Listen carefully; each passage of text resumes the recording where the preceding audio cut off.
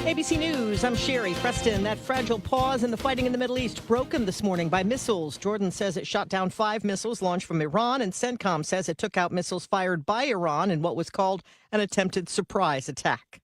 Search teams in Japan still looking for survivors after the earthquake that killed at least 13 people.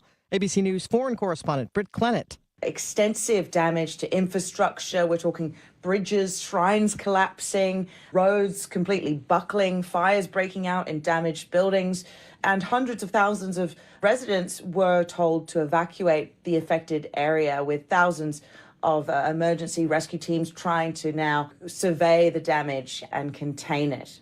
Dr. Anthony Fauci set to face questions today at a Senate hearing on COVID after the health department says it found several years' worth of his journal entries.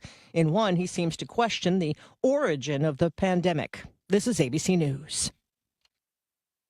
Benjamin Netanyahu and Volodymyr Zelensky both attending Senator Lindsey Graham's funeral service on Tuesday. The South Carolinian was a military hawk who supported strong action in both Iran and Ukraine. For only the second time ever, the American Red Cross has declared a nationwide blood crisis. The situation has become acute. Blood donations have now fallen to a 4-year summer low, while hospital demand has increased. On Tuesday, the Red Cross reported less than 1 day of supply left for type O blood. The organization cited many factors for low donations, including illness and air quality. Only 3% of people in the U.S. donate blood for the rest of the country, so a few more people rolling up their sleeves could make a big difference. The Red Cross is urging all who are eligible in every blood type to make a donation. Dave Packer, ABC News. For the first time ever, the state of Florida has carried out 2 executions in one day. One of the prisoners was 80, making him the oldest person ever put to death in Florida. I'm Sherry Preston, ABC News.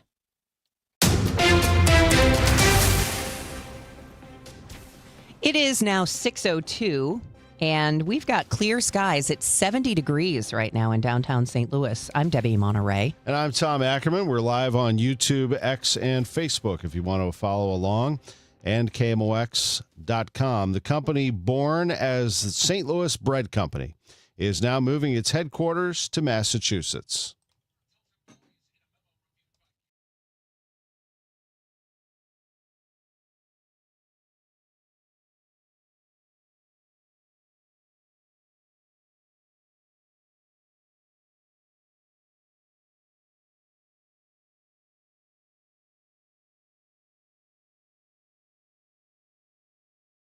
In favor of frozen dough, and starting next month, a 30-drink monthly cap on what used to be the Unlimited Sip Club. Now it also means the end of Panera as a St. Louis-based company. No word on what happens to the St. Louis Bread Company banner in the city and the county. Michael Calhoun, KMOX News. St. Louis City is receiving additional funding from FEMA. The funding is nearly $3 million and will go towards keeping the case managers who are assisting tornado victims employed.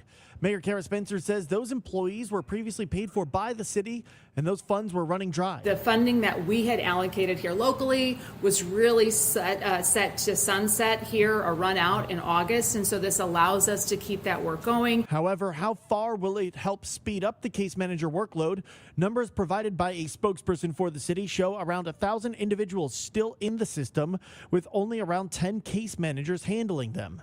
Spencer cannot say if these funds will allow them to hire more case managers.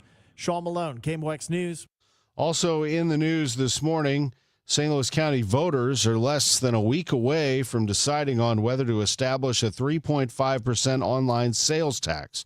Whether the tax passes or fails could have a significant impact on the county budget, according to Chris Gron-Howard, the county council's budget policy coordinator. If you don't have a use tax, then you're going to have to make serious cuts, and the people will then maybe figure out what it is they're willing to live without or what they're willing to pay for. The county projects their share of the online sales tax revenue would amount to $70 million annually if passed. St. Louis County's long-stalled headquarters decision got a public push yesterday from an employee on his way out the door. Kevin Hutchinson, a facilities design and construction project manager retiring after 3 years with the county, told the county council it's time to stop stalling. It's time to stand up and choose between the 3 viable options before the council. Building purchase, a lease purchase, or signing of a new lease. Hutchinson says the process has been stalled by a lack of money and by mistrust on both sides, and suggested tapping the county's RAM settlement fund to help cover the costs. Chair Rita Days broke decorum to credit his working relationship with the council. This is a surprise to me, Hutch. We've worked together on a number of issues, and so I'm sad to see you go. The clock is ticking for St. Louis County to either retrofit its headquarters building to fit modern fire code to the tune of $100 million or move to a new home. The Jefferson County Health Department reports mosquitoes collected from trap sites in Arnold and DeSoto this month have tested positive for West Nile virus. Jeffco officials have implemented control measures in the affected area of DeSoto, but it has no jurisdiction to do so in Arnold. The department has not reported any human cases of West Nile virus linked to the findings, but it's reminding residents to reduce the risk of exposure by staying indoors during peak hours, eliminating any standing water around your house, and keeping doors and windows shut in the evening. Fred Bottomer, KMOX News. 14th and Market outside Stiefel Theater is closed this morning following a deadly crash. City police say a motorcyclist is dead after the driver crashed into a Metro bus sometime around 4:30 a.m. That's according to Fox 2. They don't believe anyone on the bus was hurt at the time. Police are still looking for the suspects in last night's ambush on officers. St. Louis police say city officers and federal agents were conducting a traffic stop yesterday around 9 last night near Thekla and Riverview. Another vehicle arrived on the scene during that stop and opened fire on officers. Police pursued the vehicle, a gray Ford Fusion without license plates, to the 1500 block of Sells Avenue where the suspects got away. If you have any information, you are asked to call police or Crime Stoppers. If you live in the area, police are asking that you submit any relevant surveillance footage to tips@slmpd.org. A major blowup in O'Fallon as the extreme heat caused a section of Highway K to buckle. MoDOT crews did temporary repairs yesterday, but will be making the full repair today. Between 8 and 3, expect the left lane and left turn lane on Highway K to be closed. What is a blow-up? MoDOT's Bob Becker says blow-ups happen when there are multiple days of 90 degrees or higher, causing the pavement to expand and any moisture underneath causing that pavement to buckle. If you see a blow-up, you can call it in to 888-ASK-MoDOT. For years, it was an eyesore of crumbling homes at Kings Highway in Oakland, just south of Barnes. The houses were torn down, but several projects planned for the site have fallen through. Now the city is trying to attract a developer to the vacant lot by declaring the land blighted. The city's Land Clearance for Redevelopment Authority also authorized a blighting study and plan and advertising the properties. According to the Business Journal, the plan must get approval from the Board of Aldermen. We'll check traffic next at 6:08. There's a saying, it takes a group of good men to build a barn, and only one to tear it down. Well, a few Jeff City politicians are at it again, tearing things down, with Amendment 5 and Amendment 4. No on 5 and 4. 5 takes our money, with higher sales taxes, higher taxes on gas, guns, and groceries, a sales tax hike on rent and diesel, seed and feed. 4 takes away our constitutional right to vote and go around the establishment politicians and to stop higher taxes. Takes away our safety valve, a vote of the people to stop or reverse a dumb idea like the everything tax. I'm a no. A heck no. No. No on Amendment 5. No on Amendment 4. No on both 4 and 5. Paid for by no on the everything tax. This year, America celebrates 250 years. 2.5 centuries of courage, sacrifice, and family stories passed down from one generation to the next. Hi, I'm Nick Mako. And I'm Adam Baselogger, founders of Legacy Box. Your family's piece of the American story is sitting in an attic or closet right now, trapped on aging VHS tapes, camcorder tapes, film reels, and fading photos. Those boxes hold moments you can never recreate. Your wedding day, your children's voices when they were little, grandparents coming back to life on screen. Over 2 million families have trusted Legacy Box. And we've just partnered with the USO to digitize fragile handwritten letters from World War II, helping preserve American history for future generations. As America turns 250, remember that your family is a part of the American story. Preserving those voices, faces, and moments is a part of your responsibility to the next generation. Don't let them disappear on your watch. Visit legacybox.com/radio for our amazing America 250 sale. That's legacybox.com/radio to save. This hour of Total Information AM is sponsored by Gamma Tree Experts. SNL Coin. We buy gold and silver coins, silver and gold jewelry. Also buying gold-filled and silver plates. Before you sell, call SNL. 314-544-3600. 314-544-3600. SNL Coin. It's now 6:10. Thanks for tuning in to Total Information AM for this Wednesday morning. Feels a lot nicer out there right now than it did at this time yesterday or the day before. So if you need to walk the dog or do something, it'll be refreshing. That's a good word for today. It is going to get hot, though. Details on that coming up. But first, let's check in with Roger Brand. He is in the Overhead Door Company of St. Louis Traffic Center. Well, stay out of the left lane or lanes if you're coming north on 270 right now, folks. We've got two different crashes. I mentioned them at the top of the hour briefly. We got the first one near the railroad overpass before you get to Big Bend. It's in the left, it looks like the left two lanes there from my vantage point. And then the left lane still blocked by the original multi-vehicle crash, North 270 just north of Doherty Ferry, about midway up to Manchester. So the end result is North 270 jams at 44 up past those crash scenes. Again, they're both in the left lane or lanes, so just stay over to the right-hand side. You may get through it a little more quickly. Still have a little bit of a backup northbound. Tesson Ferry north of Butler Hill up to Schuessler yesterday afternoon. Southbound was backed up from there to 270, so it could be signal problems causing the delays for you there. Next update at 6:20 from the Overhead Door Company of St. Louis Traffic Center. AccuWeather meteorologist Joe Lundberg. KMOX AccuWeather, hazy sunshine and very warm today, but it will turn less humid. The high 88. Mainly clear tonight, though 67. Sunshine mixing with clouds tomorrow, high 87. For Friday, becoming mostly cloudy, breezy and more humid. Look for a couple of showers and a thunderstorm, especially in the afternoon. Friday's high 84. From the Saliga Heating and Cooling Weather Desk, I'm AccuWeather meteorologist Joe Lundberg on 104.1 FM KMOX. We do have some clouds in Florissant, 70 there, 71 in St. Peters, and a few overhead. It's 69 degrees downtown at the Arch. It is 6:12 and one person is dead, another injured after a two-vehicle crash on I-44. This happened around the 7th Street off-ramp last night around 9:20. The victim has not yet been identified. A large crowd gathered at an area hospital as a House Springs mother and daughter who were shot by their neighbor were taken off life support Monday. People lined the hospital hallways to pay their respects to 38-year-old Jessica Lashley and 17-year-old Jersey Greer. The Jefferson County Sheriff's Office now charging 73-year-old Robert Winkleman with their murder. As Fox 2 reports, Winkleman was angry about noise and walked across the street to confront the women before shooting them.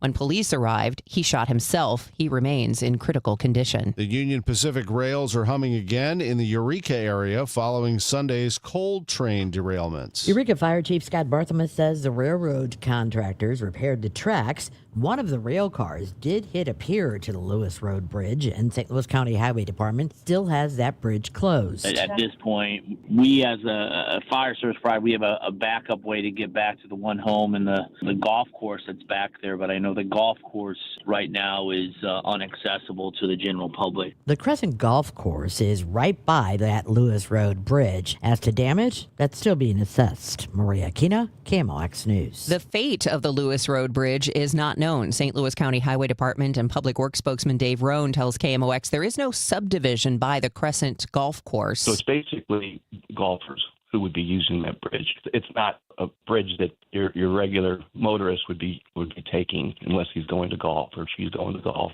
Roan adds the concrete bridge is about 100 years old, so the Highway Department is mulling over whether to close it permanently. The large dirt mound in Soulard should be gone by the start of August. At least that's according to the owner of the property at 2221 South 7th Street in Soulard, which the mound sits on. Last week, two city officials told me they had reason to believe the owner of the property, JLN Soulard Properties, authorized a small amount of dirt to be dumped months ago, but then it got out of hand. A spokesperson for the owner now says he did not authorize the dumping and wasn't aware of the pileup until the city got involved. The owner says he then, quote, immediately initiated the removal process. But both parties agree on one thing, that the dirt will be gone soon. Last week, city officials said the owner was cooperating with their cleanup requests, and in the statement, the owner says the mound will, quote, be fully cleared within the next 10 days. If you drive by the site today, you'll see an excavator tearing apart the mound and dump trucks taking loads of dirt from the property. Jade Aubrey, KMOX News.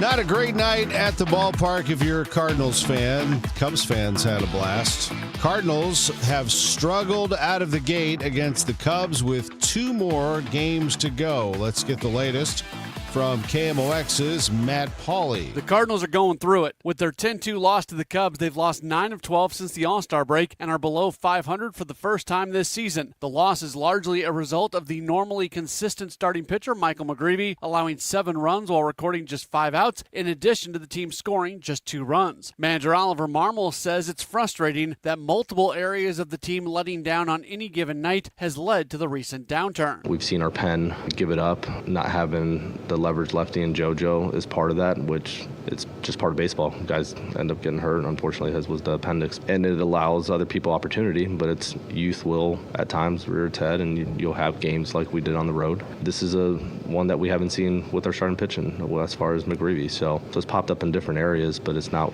one thing that you can point to. The disappointing thing is that it's happened in different areas all bunched together in a matter of a couple weeks. The Cardinals have scored 3 runs or less in 8 of their last 11 games. At Busch Stadium, Matt Pauley, KMOX Sports. Trade deadline 5 days away, as we'll have coverage wall-to-wall on Monday, August 3rd. To soccer. St. Louis City SC has won 3 straight and climbed above the playoff line, right now at the number 7 spot in the Western Conference. But starting goalkeeper and captain Roman Berkey isn't ready to call the recent run a success just yet. Just because we haven't lost in a few games, I wouldn't say this is a success. I think we are in a good way, but we know exactly how fast it can go back again. Berkey says the team cannot afford to become comfortable even after collecting all 9 points since the World Cup break. We are well aware that we don't have the team that is capable of sitting back and just somehow winning the games. We have to invest all we have. We have to prepare the best we can to win games in this league. City gets a full week to prepare after playing 3 matches in 10 days. They host Real Salt Lake on Saturday at Energizer Park. Pre-game coverage begins at 7 on Y98 before a 7:30 kickoff. Jen Cease, KMOX Sports. I don't know if you've noticed, college football, there's been a little back and forth between the SEC and the Big Ten recently, taking some swipes at each other about their superiority. The Big Ten's won the last 3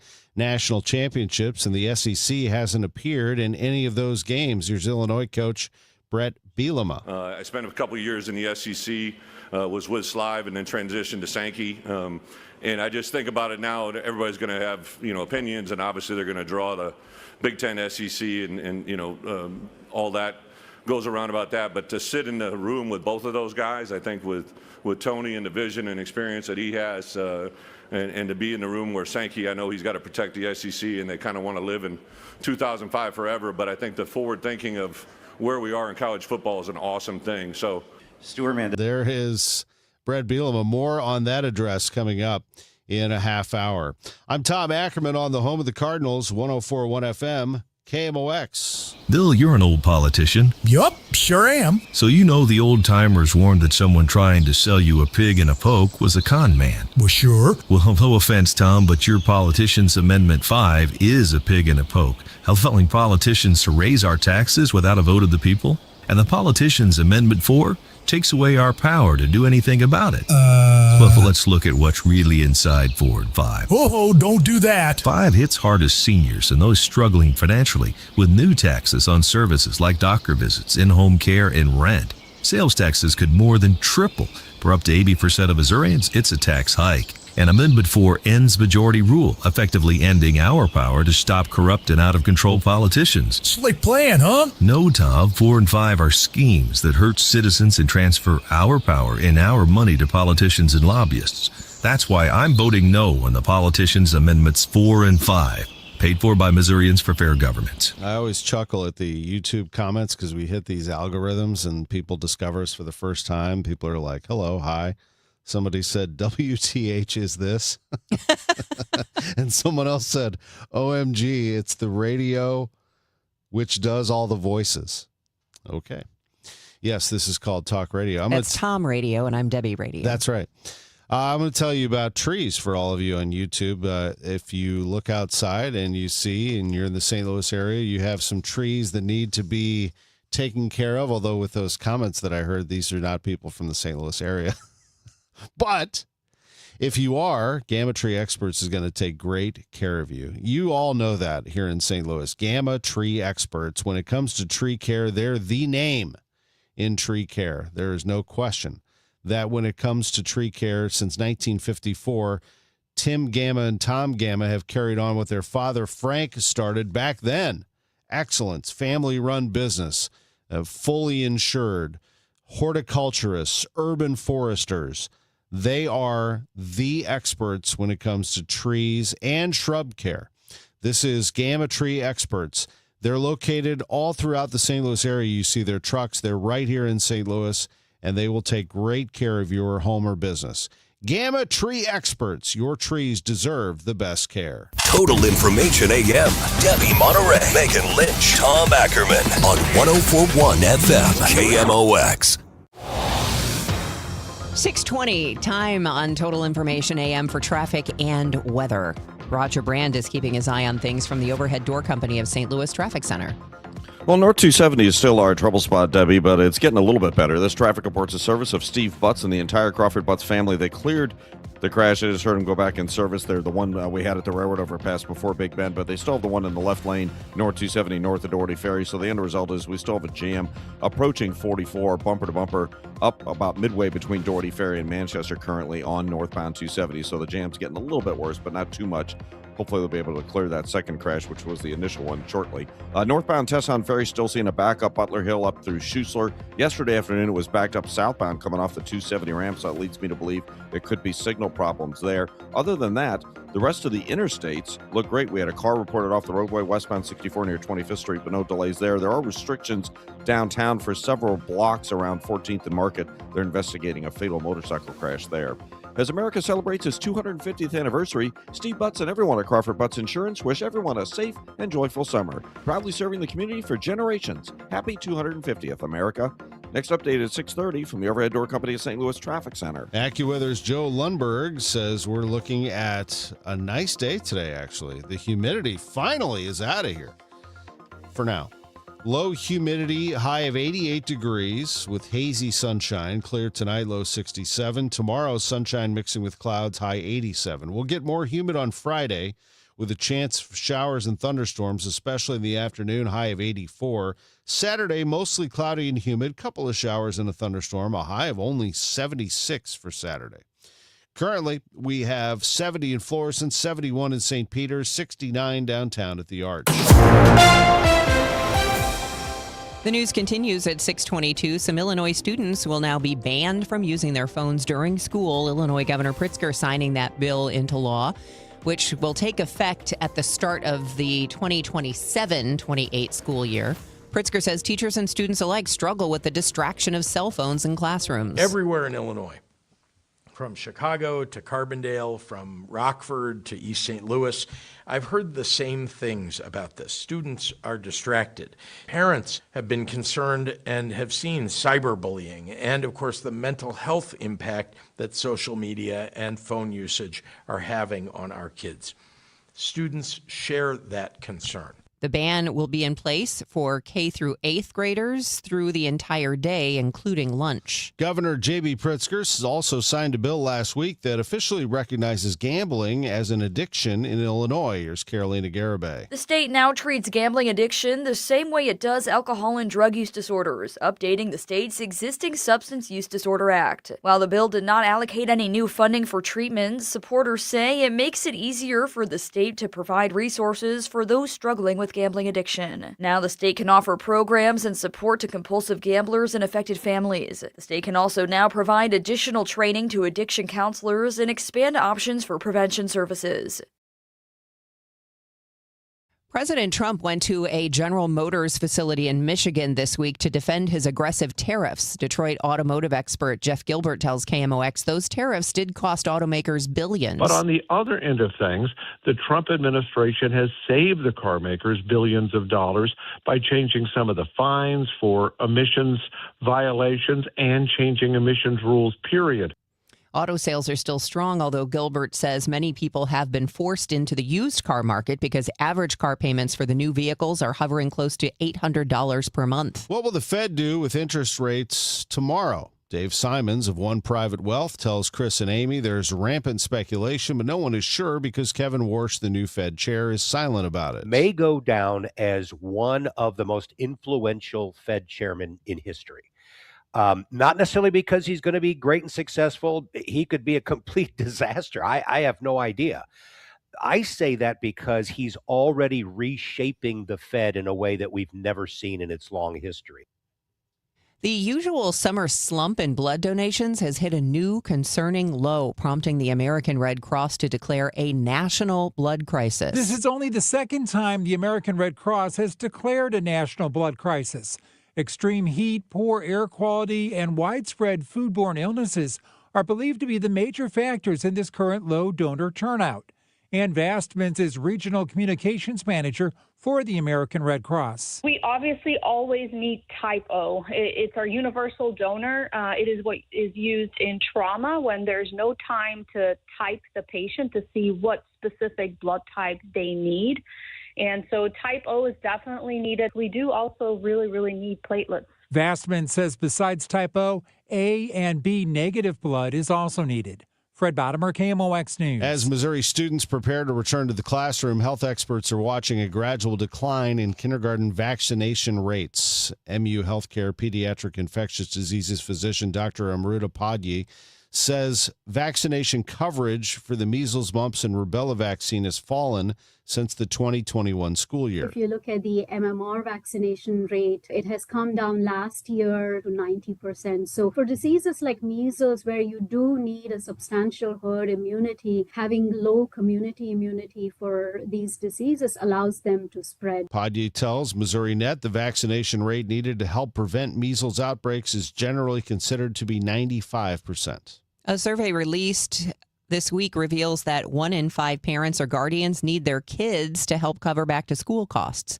Adriana Ocañas is a consumer credit cards analyst at U.S. News & World Report and tells Total Information AM the cost of the basics hasn't changed, but spending habits have. It's more so parents are reducing their spending on specific categories, like 47% are spending less on clothing and shoes, 45% are spending less on accessories, and 44% are spending less on electronics and technology. It's 6:27. Time check sponsored by Jerry Kelly Heating, Air Conditioning, Electrical, and Plumbing. It's time for a $98 AC tune-up. My name is Whitney Allen, and I'm a widow. My husband, Ryan, died. We never thought we'd ever have to use life insurance, but the unexpected happened. With Ethos, signing up was fast and 100% online. You can get a quote in seconds, apply in minutes, and get same-day coverage. No medical exams, and you can get up to $3 million worth of coverage. I'm grateful we were prepared. Get your free quote at ethos.com/term. That's ethos.com/term. Paid spokesperson. Time spent on application may vary. Online health questions required. Are you tired of high cable TV rates? Sign up for Dish today and get a $500 bonus offer while supplies last. Plus, lock in your price for 2 years guaranteed. Call All American Dish, your Dish authorized retailer now. 800-296-1251. 800-296-1251. That's 800-296-1251. Offers require credit qualification, 24-month commitment, early termination fee, and e-auto pay. Restrictions apply. Call for details. I'm Bob Burke, founder and chairman of Burke America Parts Group, a family of brands that includes RepairClinic.com, an appliance and HVAC parts solution company that's grown into an international brand. Before AmericanEagle.com, we partially launched a new technology platform developed by another firm. American Eagle helped take our technology to a whole new level with digital marketing, software development, and business insights into our key markets, appliances, HVAC, and outdoor power equipment, and did so both on time and on budget. AmericanEagle.com has the resources, experience, and talent needed to produce solutions. Our new technology platform, developed by AmericanEagle.com, has produced tremendous results with higher traffic, conversion, engagement, and online revenue. If you have any home repairs you need to take care of, check us out at RepairClinic.com. If you need a world-class website or technology project, then I would highly recommend AmericanEagle.com. Call AmericanEagle.com at 773-NETWORK. That's AmericanEagle.com, 773-NETWORK. Liberty Mutual customizes your car and home insurance. And now we're customizing this ad for your morning commute to wake you up, which could help your driving. Science says that stimulating the brain increases alertness. So here's a pop quiz. How many months have 28 days? What gets wetter as it dries? What has keys but can't open locks? If you don't want to hear the answers, turn off this Liberty Mutual ad now. 12 months, a towel, piano. Enjoy being fully alert. Liberty, liberty, liberty, liberty. Tired of your phone bill constantly going up? Stop the madness with Boost Mobile. Get unlimited talk, text, and data for just $25 a month. No contracts, no catches. And that $25 price is locked in forever. Switch to Boost Mobile today.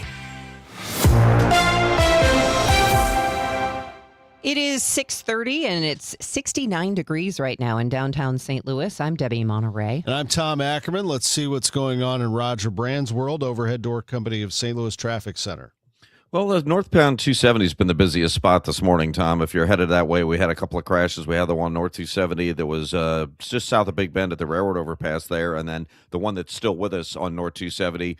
Maybe there's three different crashes because one's been on the right shoulder up the hill toward Manchester, but the initial one, the main one, still in the left lane just north of Doherty Ferry. So the end result is northbound 270 is backed up as you come up from Gravois headed for 44. It's slow north of Gravois, and it jams just north of 44 right now. Northbound at Tesson Ferry, that's getting a little worse. Slow down south of Butler Hill, but it's jammed Butler Hill up to Schuessler. It could be signal problems because we had a big backup there yesterday going southbound during the peak time of morning rush. Out west, we look okay. Southbound 61, eastbound 64, eastbound 70. And on the Illinois side, things are still on the go on 55, 70, and 64, either direction. Still look for restrictions downtown for a couple of blocks around 14th and Market out in front of the Stiefel Theater. There are accident reconstruction crews working a fatal motorcycle crash from a little earlier this morning. Next update at 6:40 from the overhead door company of St. Louis Traffic Center. Today is not going to be too bad. Hazy sunshine, less humid with a high of 88. Tomorrow, sunny with a few clouds, a high of 87. It's 69 degrees out there right now. Police are still looking for the suspects in last night's ambush on officers. The St. Louis Police Department says city officers and federal agents were conducting a traffic stop after 9 p.m. near Thekla Avenue and Riverview Boulevard. Another vehicle arrived on the scene during the stop and opened fire on the officers. Police pursued that vehicle, a gray Ford Fusion, without license plates to the 1500 block of Sells Avenue where the suspects got away. If you have any information, you're asked to call police or Crime Stoppers. If you live in that area, police are hoping you'll submit any relevant surveillance footage to tips@slmpd.org. St. Louis is losing another corporate headquarters. Panera Bread, which Ken Rosenthal founded as a single St. Louis bread company location in Kirkwood in 1987, confirms to KMOX it is moving its headquarters to the Boston area in July 2027. Many St. Louis area support jobs will relocate from the current headquarters in Fenton, though a smaller local office will remain. Questions include whether city and county restaurants will still carry the Breadco banner. The relocation caps a turbulent stretch for the company, which has traded fresh baked bread for frozen dough, capped its famously unlimited sip club, and watched its sales fall from first to third in fast casual, all while promising a turnaround it's calling Panera Rise. And now the latest step in that turnaround, a headquarters move out of its founding city to a place with higher costs of doing business and higher taxes, but where its CEO has spent most of his life. Michael Calhoun, KMOX News. It is 6:33. We've got your Money Minute on the way, traffic and weather as well. Stay with us here on the Voice of St. Louis. The news is sponsored by Michael's Flooring Outlet, the flooring experts, michaelsflooringoutlet.com. I'm Bob Burke, founder and chairman of Burke America Parts Group, a family of brands that includes RepairClinic.com, an appliance and HVAC parts solution company that's grown into an international brand. Before AmericanEagle.com, we partially launched a new technology platform developed by another firm. American Eagle helped take our technology to a whole new level with digital marketing, software development, and business insights into our key markets, appliances, HVAC, and outdoor power equipment, and did so both on time and on budget. AmericanEagle.com has the resources, experience, and talent needed to produce solutions. Our new technology platform, developed by AmericanEagle.com, has produced tremendous results with higher traffic, conversion, engagement, and online revenue. If you have any home repairs you need to take care of, check us out at RepairClinic.com. If you need a world-class website or technology project, then I would highly recommend AmericanEagle.com. Call AmericanEagle.com at 773-NETWORK. That's AmericanEagle.com, 773-NETWORK. 6:34, Total Information AM continues. We are less than 5 minutes away from your next check of traffic and weather, but first, let's get you your money report, sponsored by Amon, Gantner, and Capriano Elder Law Attorneys. This is a Bloomberg Money Minute. More than 1,100 staffers across top artificial intelligence firms have signed a petition that calls on the U.S. government to help deliberately pace AI development to prevent the technology from advancing too fast. This comes just days after OpenAI disclosed that its tools had mistakenly hacked another firm's internal systems. Speaking of AI, Wall Street is getting ready for earnings from two of the world's biggest spenders on the technology, Meta and Microsoft. Plus, the Federal Reserve wraps up its two-day meeting this afternoon. The central bank is expected to hold rates steady. S&P futures are rising 15 points. Dow futures are little changed. And your morning cup of coffee could help you pay for your next getaway.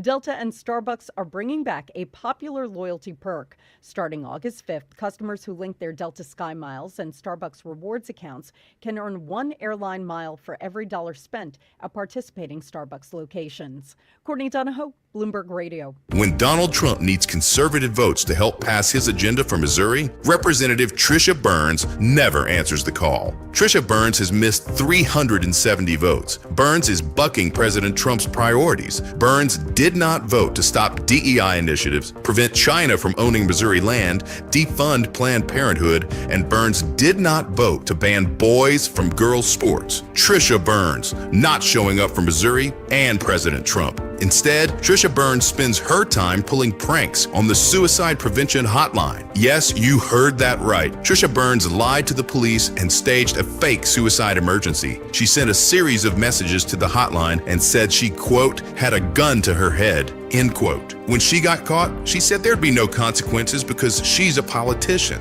By August 4th, vote to show Trisha Burns that there are consequences to being bad at your job. Let's Go Brandon PAC paid for and is responsible for the content of this advertising. Not authorized by any candidate or candidates committee. Chris Voss, Treasurer. Hire can be like, well, trying to find a needle in a haystack. Sure, you can post your job to some job board, but then all you can do is hope the right person comes along. Which is why you should try ZipRecruiter for free at ZipRecruiter.com/free. ZipRecruiter doesn't depend on candidates finding you. It finds them for you.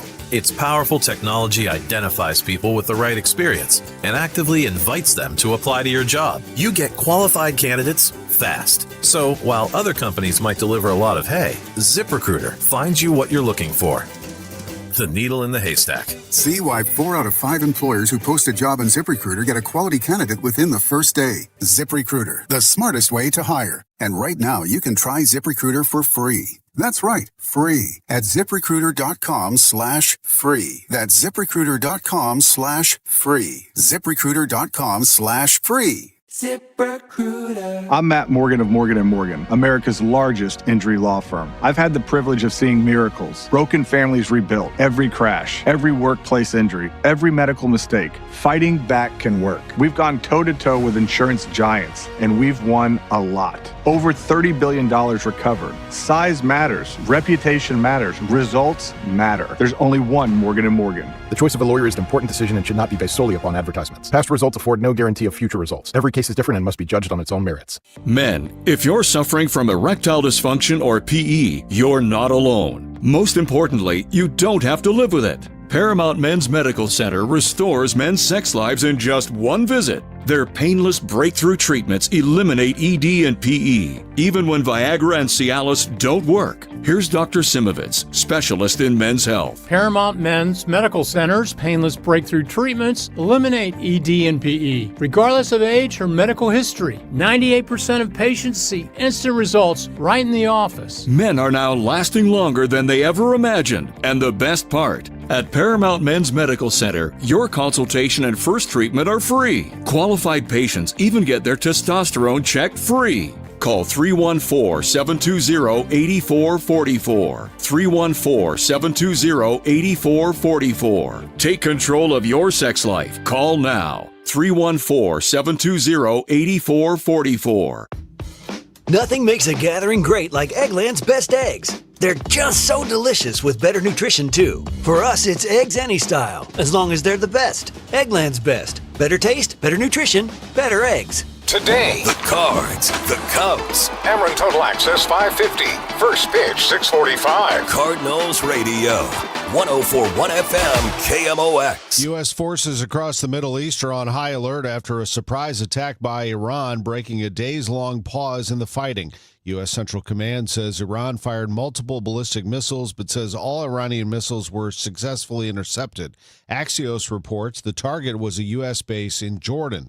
The question now is, how will the U.S. respond? A Senate committee today set to question Dr. Anthony Fauci, accusing the former head of the COVID response effort of misleading Americans about the source of the virus and lying to Congress, all of which Fauci denies. He and his lawyers say the accusations are a part of a Republican Senator Rand Paul's personal vendetta against Fauci. 6:40 now. Roger Brand is in the overhead door company of St. Louis Traffic Center. 70 drivers, Tom and Debbie. This traffic reports the service of the Sandberg Phoenix Law Firm. They are just clearing this crash we had north of Doherty Ferry, the initial one, over to the right shoulder. So there's a lot of flashing lights. They may be blocking that right-hand lane, but that's the exit lane, one of the exit lanes to Manchester. So the through lanes are all clear now. North 270 north of Doherty Ferry. North 270 pretty busy, though. It slows north of the Sappington Road overpass most of the way to 44, but it jams just before you get to 44, bumper to bumper, all the way up through Doherty Ferry. Eastbound Highway 30, Mauer to 270 slow. Northbound Tesson Ferry, a backup from right around Butler Hill up through Schuessler.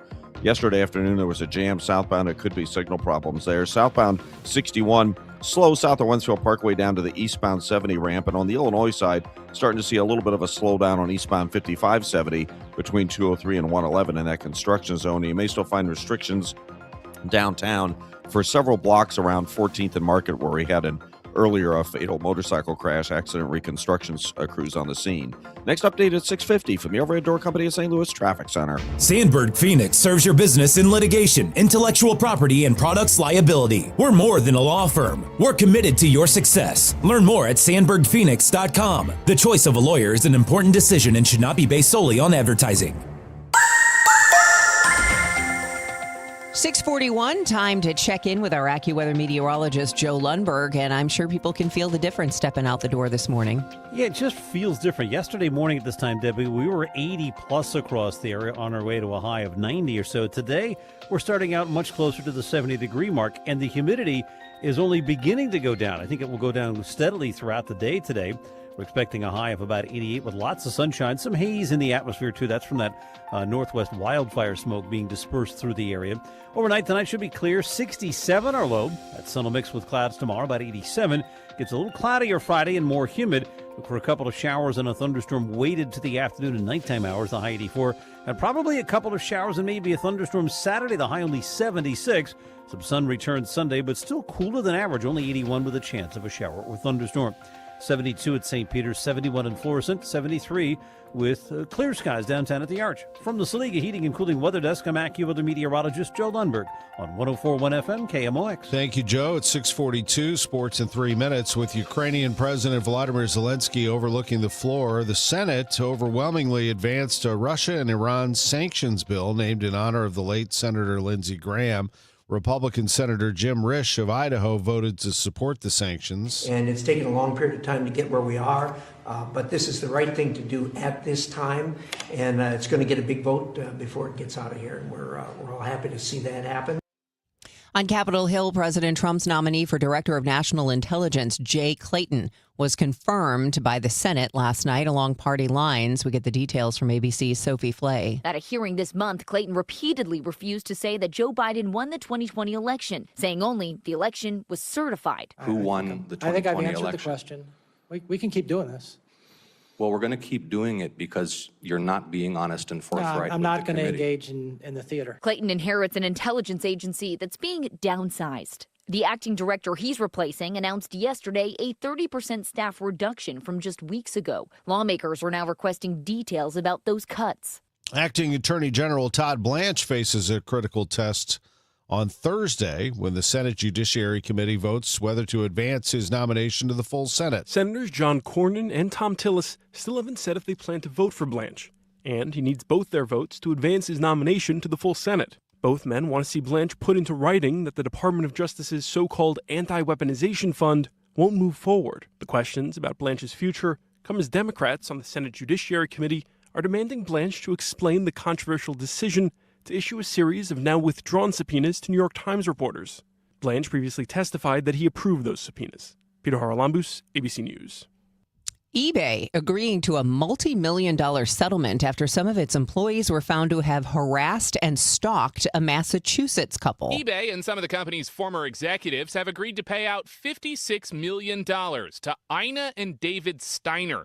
It comes almost 7 years after several eBay employees attempted to track the couple's movements, even sending them threatening packages like a funeral wreath and a box of spiders. It all goes back to critical things the Steiners had written about the company in their self-published newsletter, E-Commerce Bites. In a statement, eBay says the incident was wrong, reprehensible, and should never have happened. Mike Dubusky, ABC News. Those 7 eBay employees, by the way, had already pleaded guilty to criminal charges, with some serving prison time, although no executives were charged. Let's take a look at Who's Hot, Who's Not, sponsored by St. Louis Composting, growing gardens and making memories. We'll start with the not. KMOX's Matt Pauley. That would be the Cardinals. Michael McGreevy makes the 40th start of his Major League career as the Cardinals lose to the Cubs 10-2. It's a start like he's never had before, as he records just 5 outs and does not make it out of the second inning, giving up 7 runs. Over his first 39 career starts, he had never thrown less than 4 innings, and he has thrown at least 6 innings in 8 of his previous 9 appearances. While it happens at a bad time for the team, manager Oliver Marmol is not worried about the normally very consistent McGreevy. He's been pretty good for us over the last couple of years. He's had a very consistent year. This year, his approach, how he prepares, all of it is exactly what you would want. So we have not seen this style of game pop up when he's out there. So you learn from it and you keep moving. The 7 runs that McGreevy allows tied a career high. At Busch Stadium, Matt Pauley, KMOX Sports. Now to the hot. St. Louis City SC. They're playing very well, and they've added a terrific player, Jen Cease. St. Louis City SC has added another attacking piece while riding a 3-game winning streak. For a club record $6 million transfer fee, City signed Danish midfielder Carlo Holza as a designated player on a permanent transfer from Turkey's Super League side, Samsunspor. Head coach Juan Demey says Holza fits exactly what City was looking for. He is the profile that we want on and off the ball, so I'm looking forward to starting to work with him.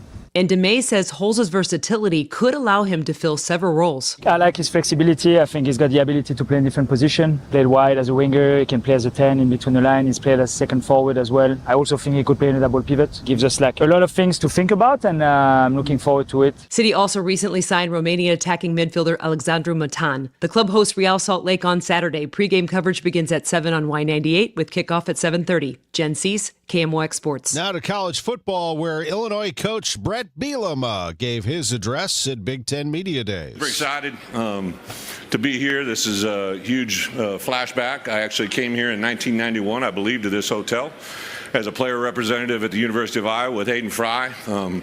Some of you may have been around during that time, but we came in as a bunch of media scrum. We didn't have individualized and all those breakout sessions, so I'm walking in with Coach Fry. Mike Devlin was the other guy with me, and they say, hey, they never ask players any questions. Never. Coach Fry looked at me. He's like, don't worry about it. They're not going to ask you. I got the first question of the day. So I started off humming. This is my 4th year as the leadoff hitter here in the conference, 6th year back in the league. Super excited. Want to thank you to Commissioner Petiti. Last year they took us to Vegas for meetings, and that was the spot where I met my wife at the Wynn Casino, which is a whole other story. We met in Vegas, and our first date was in Chicago. So to come back to Chicago, which was the first place my wife and I ever had dinner. Excited to get back and be in the mix here. So a lot of great things have happened for us at the University of Illinois. One of the greatest things last week, Josh Whitman, our AD, who's been a huge part of not just success in football, but the University of Illinois over the last 10 years. They gave him a contract that pretty much ensures my contract aligns with his, and his is even a little bit longer. To have that blessing, to have an AD walk that walk with us on a daily basis is absolutely awesome. Been a huge part of why we've had success. Brett Bielema, the head coach at Illinois, with some information and a little comedy, the Brett Bielema Comedy Hour at the Hilton Chicago. Illinois and college football getting the season started in a month. I'm Tom Ackerman. On the home of the Cardinals, 104.1 FM KMOX, St. Louis Composting's there for you, stlcompost.com for all of your soil, mulch, and compost needs. Growing gardens and making memories is what they like to say at St. Louis Composting. They have 9 locations in the St. Louis area, so there's one near you. You can order bulk delivery of soil, compost, and mulch right to your home or business by going to stlcompost.com as well. I think you're really going to enjoy the business. St. Louis Composting. We had mulch delivered to our home earlier this year, and it still looks great. This would be a great time to have that delivery right now. You can go to their website, their cubic yard calculator, their easy ordering online process, and plus you can click through all the different types of compost, mulch, and soil by the bag that they have available. St. Louis Composting, growing gardens, making memories. I'm Bill Eigel. I'm a no on data centers. Last year, when a new hyperscale data center was up for a vote in St. Charles City, I'm the only candidate for county executive who stood with you in opposition. Meanwhile, Steve Ellman was writing op-eds in support of data centers. In fact, he spent $400,000 of your taxpayer money to identify 6 locations just for data centers in St. Charles County. I'm Bill Eigel, and if you don't want data centers in our county, then I'm asking for your vote on August 4th. Paid for by Eigel from Missouri. Lisa Borchers, Treasurer. The soundtrack of classic rock is coming to Hollywood Casino Amphitheater August 6th. Leonard Skinner and Foreigner joining forces for one epic night of legendary hits and unforgettable memories. It's the Double Trouble Double Vision Tour. From Sweet Home Alabama to Cold as Ice. Don't miss your chance to experience these 2 rock and roll Hall of Fame acts in one incredible show. Tickets available at Ticketmaster.com. For more info, KMOX.com/events. Broadcasting from the Scott Credit Union Studio, 104.1 FM KMOX. Total Information AM on 104.1 FM KMOX. 6:51 and time to check in with Roger Brand. He's in the Overhead Door Company of St. Louis Traffic Center. Well, we've still got one of the initial crashes. There may have been 3 crashes, or there were at least 2, Debbie, on North 270, but they cleared all the traffic lanes. It's still on the right shoulder, though a lot of flashing lights midway up the hill from Doherty Ferry to Manchester. North 270 slows north of the Sappington Road overpass, and it's stop-and-go pockets 44, like I said, up through Doherty Ferry midway up to Manchester. Then you get back on track after you reach that point. If you're on northbound Telegraph, Christopher up to Herb is jammed. Northbound Tesson Ferry, not jammed like it was, but it's still slow, approaching Butler Hill up through Schuessler. Southbound 61, Wentzville Parkway ramping on to eastbound 70, and eastbound 70 around Bryan Road. Just a little slow. On the Illinois side, things are looking pretty good, except on 15. Looks like we have a crash westbound. Before you get to 157, it's jammed back to 13 over there in Belleville. And you may still find restrictions downtown around 14th and Market for a couple of blocks as they do accident reconstruction work there. Next update at 6:58 from the Overhead Door Company at St. Louis Traffic Center. Brought to you by Liberty Mutual Insurance. Liberty, liberty, liberty, liberty. Brought to you by Liberty Mutual Insurance. Why pay full insurance when you can customize and save? Switch to Liberty Mutual and they'll customize your auto and home insurance so you only pay for what you need. Liberty, liberty, liberty, liberty. It's going to be sunny today, warm but less humid, high of 88. Clear tonight, low 67. Tomorrow, a high of 87. It's 72 right now. The Better Business Bureau is out with a warning about a new scam involving postcards sent to seniors. The mailers offer something hard to resist in today's economy, a gas and grocery voucher worth $309. However, they ask you to call a phone number to pay a processing fee and give some info before you can get the money. One person paid the $5 processing fee, and then immediately they took an additional $46. Alma Galvan with the Bureau says asking money up front for a prize is a red flag, though free money isn't always too good to be true. I know locally here there's a lot of nonprofits that do offer, free gas vouchers or food vouchers. They're not at the high amount that these vouchers were. Galvan says people should always do their research before providing their personal information to anybody and report any scams to the Bureau so they can warn others. Albert James. Still rising. I'm Fred Bottomer with 60 Seconds to Better Health. The number of measles cases confirmed in the United States breaks a 3-decades-old record. We get more from ABC News correspondent Yuri Benajad. Measles is the most contagious disease in the world, and cases have now hit a 35-year record. The CDC data now showing the number of measles cases so far this year has hit 2,318. Cases being reported across 43 states and D.C. It's the highest number of cases since 1991. And it's not just about a rash. About 1 in 5 people land in the hospital. Measles can lead to pneumonia, which is the most common cause of death in kids infected with the virus. Then there's encephalitis, a swelling of the brain that can lead to seizures and deafness. 3 people also died last year, including 2 young schoolgirls. The record numbers come as vaccination rates have been steadily declining over the past few years, now leaving more than 285,000 kindergartners in the U.S. without protection from the disease. Up to 90% of unvaccinated people exposed to the virus will get sick, and doctors now urging parents to consider the MMR vaccine, which after 2 doses is 97% effective. With 60 seconds to better health, I'm Fred Bottomer. Also in the news, heard about this. Listen to Megan talk about this yesterday. Boy Kibble, 2-ingredient meal that is trending. The name comes from how simple the recipe is: a protein and a carb, usually ground beef and rice. Registered dietitian Michelle Wilson says as far as trends go, this one isn't bad. Pros would be that, like, if you're cooking from home, you could be saving money. If you're making something fresh, then you're less likely to have a lot of these other ingredients that are in there. So whenever you're cooking for yourself, you're more in control of what's in your food. However, she says the meal is missing fats and fibers, which can be easily added with oils, butter, or vegetables. I heard it's somebody's birthday. Birthday excitement. It's your birthday. Big happy birthday to our buddy Dave LaPointe, the former Cardinal, celebrating a birthday today. He is 67 today.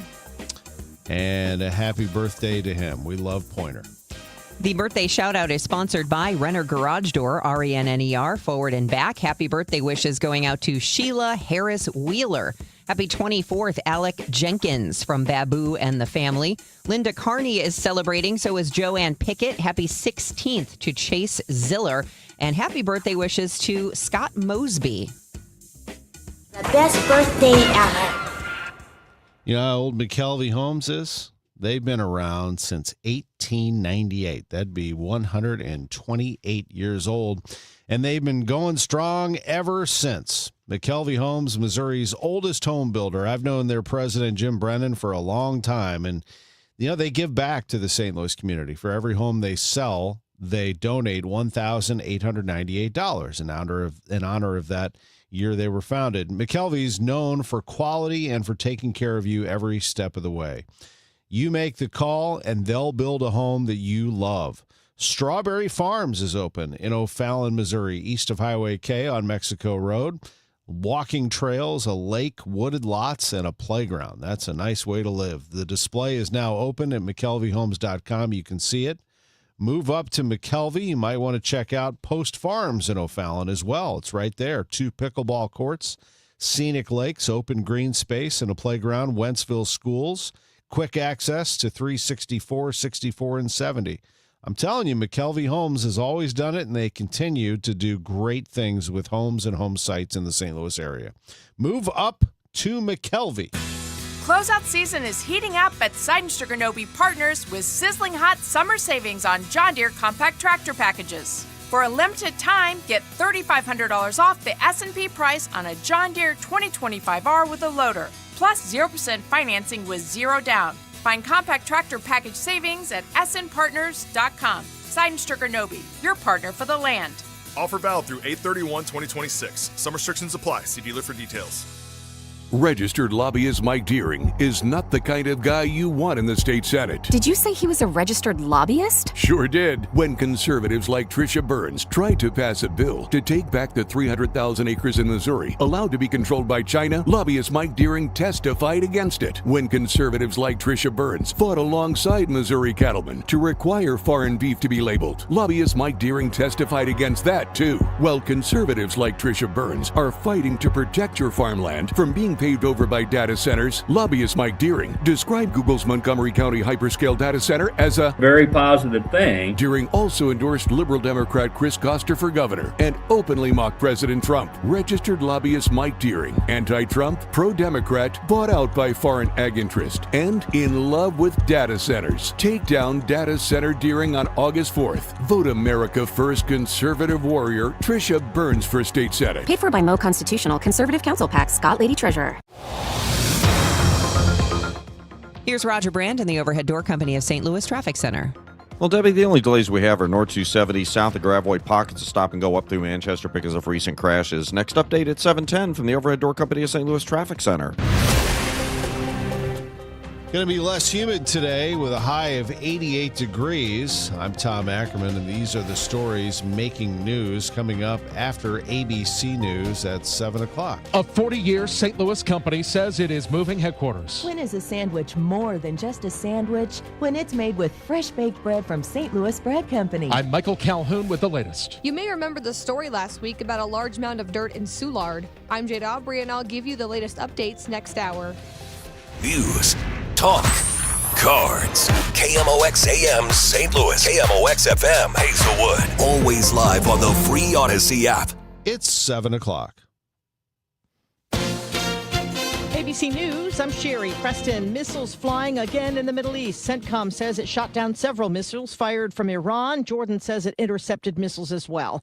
This after several days of a pause in the fighting and after President Trump and Israeli Prime Minister Benjamin Netanyahu met 5 months after the war began. Netanyahu later described their Oval Office sit-down as excellent. He said it was a conversation of full partnership, of mutual support. He actually described it as one of the best conversations he's had with President Trump. The White House, in a very brief statement from Caroline Leavitt, said that it was a positive and productive meeting. That's ABC's Mary Bruce. Search teams in Japan still trying to find survivors after the strong earthquake that hit the southern part of the country. At least 13 people are confirmed dead, but that number is expected to go up. Trump administration set to stop subsidies for Medicare Part D that could push premiums for the prescription coverage up as much as $20 a month. This is ABC News. Jay Clayton has been confirmed by the Senate as the next director of national intelligence. Republican Senator Tom Cotton citing his experience as a U.S. attorney for the Southern District of New York. He's overseen numerous high-profile cases, including the indictment of Venezuelan dictator Nicolas Maduro and the prosecution of an Iran-backed terrorist connected to multiple attempted terror attacks in the United States. Democratic Senator Ron Wyden, though, citing Clayton's refusal to say who won the 2020 election, only that it was certified. He has repeated baseless conspiracy theories about American elections, refused to acknowledge who won the 2020 election, and participated in an abusive investigation of American journalists while providing false testimony to Congress about that investigation. The vote was 51-47 along party lines, all Republicans voting yes. I'm Sherry Preston, ABC News. It is 7:02 and it's 70 degrees with mostly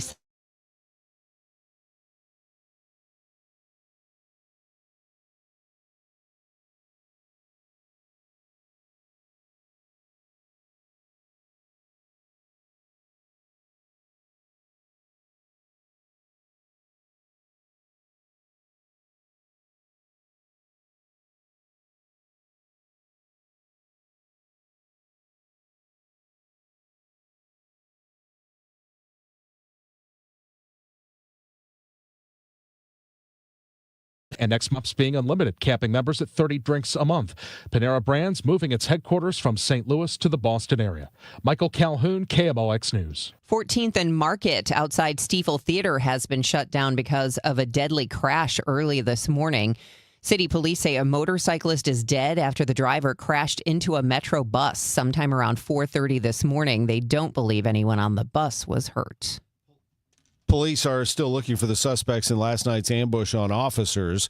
The St. Louis Police Department says officers and federal agents were conducting a traffic stop after 9 p.m. near Thekla Avenue and Riverview Boulevard. Another vehicle arrived on the scene during the stop and opened fire on the officers. Police pursued the vehicle, a gray Ford Fusion without license plates, to the 1500 block of Sells Avenue, where the suspects got away. If you live in the area, police would love if you had relevant surveillance footage, maybe doorbell camera footage. You could email that to tips@slmpd.org. Jefferson County health officials want residents to be aware of possible West Nile virus activity in the area following the discovery of the virus in 2 batches of mosquito samples in the county. According to the Jefferson County Health Department, mosquitoes collected from trap sites in Arnold and DeSoto this month have tested positive for West Nile virus. West Nile virus can be spread to humans through the bite of an infected mosquito. The Jefferson County Health Department says it's implemented control measures in the affected area of DeSoto, but it has no jurisdiction to do so in Arnold. The department has not reported any human cases of West Nile virus linked to the findings, but it's reminding residents to reduce their risk of exposure by staying indoors during peak hours, eliminate any standing water around your house, and keeping doors and windows shut in the evening. Fred Bottomer, KMOX News. Next week, St. Louis County voters will decide whether to approve an online sales tax. Would it be enough? Chris Grant-Howard is the budget policy coordinator for the St. Louis County Council and says cuts will be necessary to balance the county's budget if the online sales tax fails next week. The use tax is your only path to avoid the scenario I just created for you. If you don't have a use tax, then you're going to have to make serious cuts, and the people will then maybe figure out what it is they're willing to live without or what they're willing to pay for. St. Louis County Director of Performance, Management, and Budget, Paul Kreidler, says the cuts would likely have to come from public safety with how large of a presence it has within their budget. Councilwoman Shalonda Webb says even if it passes, the county will need to find a growing revenue source in the long term to keep up with their growing costs. Sean Malone, KMOX News. FEMA has awarded St. Louis City an additional $2.9 million of funds to continue employing case managers who help residents navigate the recovery effort. However, the city only has around 10 case managers who handle nearly 1,000 open and under review cases. KMOX asked Mayor Kara Spencer if these funds could go towards not just keeping the staff employed, but hiring more. The specific details maybe we can get to you. This is what we're really here talking about is the $2.9 million that we just learned we're getting. And so how that actually gets deployed is something that will come in the coming days, weeks. Mayor Spencer said this funding came on the heels of her recent trip to D.C. Her spokesperson said there is no update on the potential for a HUD Community Development Block Grant for disaster relief. St. Louis County is still searching for a headquarters solution.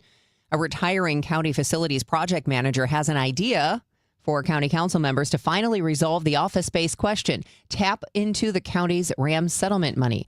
Kevin Hutchinson told county members yesterday they've basically got three options: buying a building, a lease purchase, or a new lease, and warned that the situation is urgent. It might even be wise to take a portion of the NFL rainy day fund to help implement solutions.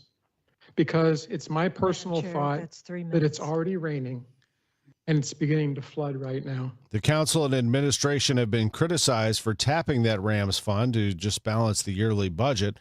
Council Chair Rita Day sent Hutch, as he's known, off with a thank you. I'm sad to see you go, but I understand your desires, and we have to honor that. But this is truly a surprise. But I wish you the very, very best in your retirement. It's estimated that retrofitting the existing county headquarters building to fit modern building code, as it will be required soon, could cost $100 million. A new apartment complex has been approved for Lafayette Square's old Praxair site.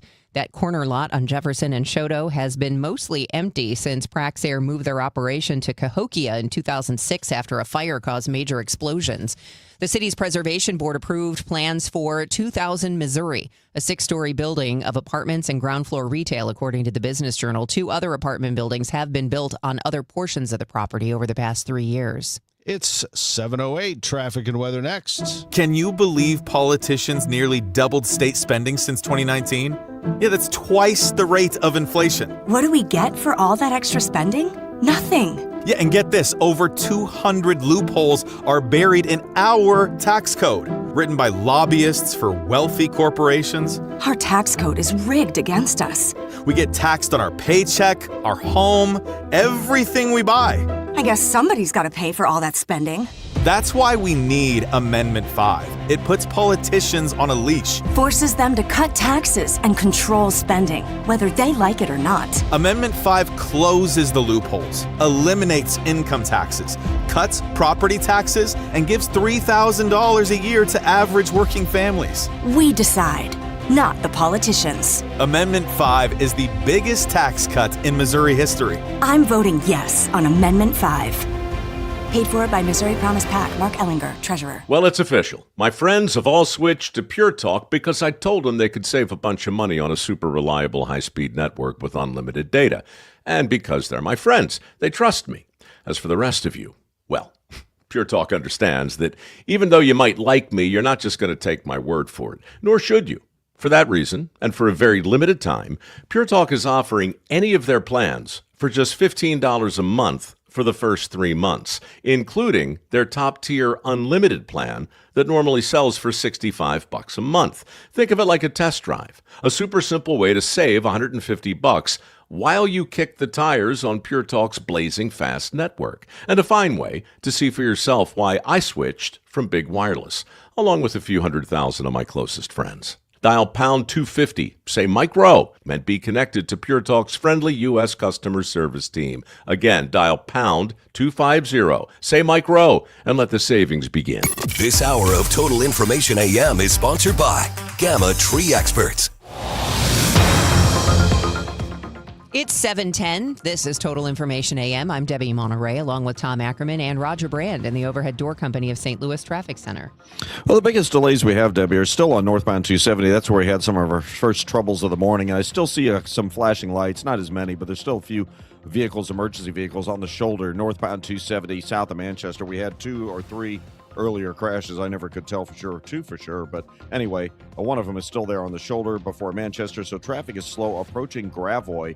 Just slow all the way up through to that point south of Manchester on northbound 270 right now. Out west, you look good. Southbound 61 getting onto eastbound 70 or 64. No delays coming across the Missouri River bridges. On the south side, things look good, except for right around McNutt. We have a little bit of a backup. Northbound 55 headed up toward the Joachim Creek. Also, Telegraph, Christopher up to Herb. That's bumper to bumper. And on the Illinois side, westbound 64, west of 25th Street to the 70 split is still heavy. Eastbound 5570 delays approaching 111. Westbound, you're heavy at Exchange. And westbound 15 from the 13 split coming out of Belleville, midway down the hill to 157 is still backed up from an earlier crash. And there's still restrictions downtown around 14th and Market. Really, it's from Tucker to 18th Street and Olive to Clark are the boundaries from an earlier fatal crash investigation. Next update at 7:20 from the Overhead Door Company of St. Louis Traffic Center. Hazy sunshine today. It'll remain quite warm, but it will turn less humid. The high 88. Then mainly clear tonight, though 67. Sunshine mixing with clouds tomorrow. Nice day, the high 87. It'll cloud up on Friday and become breezy and more humid with time. Look for a couple of showers and a thunderstorm, especially during the afternoon hours. Friday's high 84. From the Saliga Heating and Cooling Weather Desk, I'm AccuWeather meteorologist Joe Lundberg on 104.1 FM KMOX. Right now, we have a beautiful morning. It's 73 degrees in downtown St. Louis. And they are probably grateful, the people who work on our roads, grateful for the bit of a cool down. It's 7:12. They had a major blow up in O'Fallon as extreme heat caused a section of Highway K to buckle. MoDOT crews did temporary repairs yesterday, but will be making the full repair today. So between 8 and 3, expect the left lane and left turn lane on Highway K to be closed. MoDOT's Bob Becker says blow-ups happen when there are multiple days of 90 degrees or higher, causing the pavement to expand and any moisture underneath causing the pavement to buckle. If you see a blow-up, you can call it in to 888-ASK-MoDOT. The Union Pacific Railways in the Eureka area are back open following Sunday's train derailment. Eureka Fire Chief Scott Barthelmess. The bridge has been closed by St. Louis County Highway Department. I don't know what the outcome of that will be. There was a rail car that did strike the bridge, one of the bridge piers, and wrapped itself around that pier. Barthelmess says the Crescent Golf Course is inaccessible to the general public because of its close proximity to the Lewis Road Bridge. This is not the Lewis Road overpass on 44. This is the bridge that crosses over the rail tracks. Maria Aquino, KMOX News.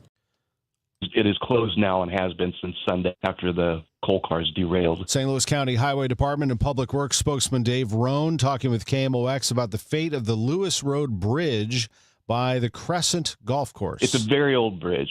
I mean, it was built in like the late 1920s. Our ultimate goal, we do want to replace it, but we don't have a schedule for that right now. The concrete bridge is 30 feet above the Union Pacific tracks, and there is only one house and a golf course in that area. You may remember our story from last week about a large dirt mound in Soulard. Jade Aubrey has more on the cleanup efforts that are finally underway. Cleanup efforts have started at 2221 South 7th Street in Soulard, which is the property the over 15 feet tall mound of dirt sits on. Last week, the acting building commissioner for the city of St. Louis said he believed the dirt piled up after the owner allowed a small amount of material to be dumped from a nearby construction site, and that the dumping snowballed over several months. JLN Soulard Properties declined to comment last week, but now in a statement to KMOX, a spokesperson for the owner says he was, quote, completely unaware of the situation until the city reached out.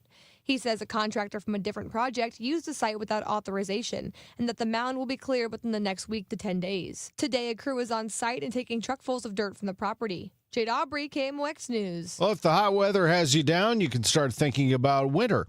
Gateway Arch Park Foundation is now taking reservations for igloos at Winterfest. The annual winter celebration in Keener Plaza opens November 21st.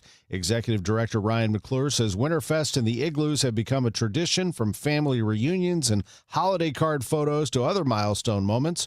Reservations can be made at archpark.org/winterfest. Well, if the Cardinals keep playing like this, they won't be playing in October. The Cardinals are a game under 500, and let's start our coverage with John Rooney. With Mike Claiborne, I'm John Rooney, and last night at Busch Stadium, a lengthy at-bat by Ian Happ resulted in a 2-run double in the first inning. The Cubs batted around +1, scoring 5 runs on 5 hits in the second, on the way to a 10-2 victory, and the Cubs have won the first 2 games in the series, dropping the Cardinals under 500 for the season for the first time this year. First time this year, and we were waiting on Ian Happ to do something against the Cardinals. Last night, it was his night. We saw Bregman and Horner the night before, but the Cardinal pitching just hasn't been what it needs to be, John, and the offense has to find a way to get something going tonight. And you're right about Michael McGreevy, who lost to Colin Ray. Colin Ray is 8-7 with the win. McGreevy was out there for an inning and 2/3, giving up 7 runs on 8 hits. Broadcast time tonight will be at 5:50. Ricky Horton has the lineups at 6:35. First pitch at 6:45. With reaction, KMOX's Matt Pauley. The Cardinals are going through it. With their 10-2 loss to the Cubs, they've lost 9 of 12 since the All-Star break and are below 500 for the first time this season. The loss is largely a result of the normally consistent starting pitcher, Michael McGreevy, allowing 7 runs while recording just 5 outs, in addition to the team scoring just 2 runs. Manager Oliver Marmol says it's frustrating that multiple areas of the team letting down on any given night has led to the recent downturn. We've seen our pen give it up. Not having the leverage lefty in JoJo is part of that, which it's just part of baseball. Guys end up getting hurt, unfortunately, as was the appendix. And it allows other people opportunity, but it's youth will at times rear its head, and you'll have games like we did on the road. This is one that we haven't seen with our starting pitching as far as McGreevy. So it's popped up in different areas, but it's not one thing that you can point to. The disappointing thing is that it's happened in different areas, all bunched together in a matter of a couple weeks. The Cardinals have scored 3 runs or less in 8 of their last 11 games. At Busch Stadium, Matt Pauley, KMOX Sports. Cut of the game sponsored by the Diamond Shop, thediamondshop.net. Now to soccer. St. Louis City SC has taken all 9 points since returning from the World Cup break, but starting goalkeeper Roman Berkey says the difference goes beyond the results. City's captain believes the team has become better at managing matches. We had a lot of very good performances, but at the end we were in the locker room without any points. Now we managed the game the way we want. We, I think, improved in how we play the game, maturity-wise, and so I think we are on a good way. Berkey says City is now playing with a more possession-oriented plan than at any other point during his time in St. Louis. It's the first time that we have a ball-oriented plan to play the game. Before it was more like outworking everybody. Now it's like also a little bit with outplaying someone. That obviously is the most difficult part in soccer, having the ball and outplay an opponent or creating chances, scoring goals. It's been day and night to see how we improved. City puts its 3-game winning streak on the line Saturday against Real Salt Lake. Pre-game coverage begins at 7 on Y98 with kickoff at 7:30. Jen Cease, KMOX Sports. Coming up at 7:45, Illinois at Big Ten Media Days. And Brett Bielema, I'm Tom Ackerman on the home of the Cardinals, 104.1 FM, KMOX. There's a saying, it takes a group of good men to build a barn, and only one to tear it down. Well, a few Jeff City politicians are at it again, tearing things down with Amendment 5 and Amendment 4. No on 5 and 4. 5 takes our money with higher sales taxes, higher taxes on gas, guns, and groceries, a sales tax hike on rent and diesel, seed and feed. 4 takes away our constitutional right to vote and go around the establishment politicians and to stop higher taxes. Takes away our safety valve, a vote of the people to stop or reverse a dumb idea like the everything tax. I'm a no. A heck no. No. No on Amendment 5. No on Amendment 4. No on both 4 and 5. Paid for by no on the everything tax. I'm with Mark Cantor of Cantor Injury Law. And Mark, why is it so important for you to be a local law firm?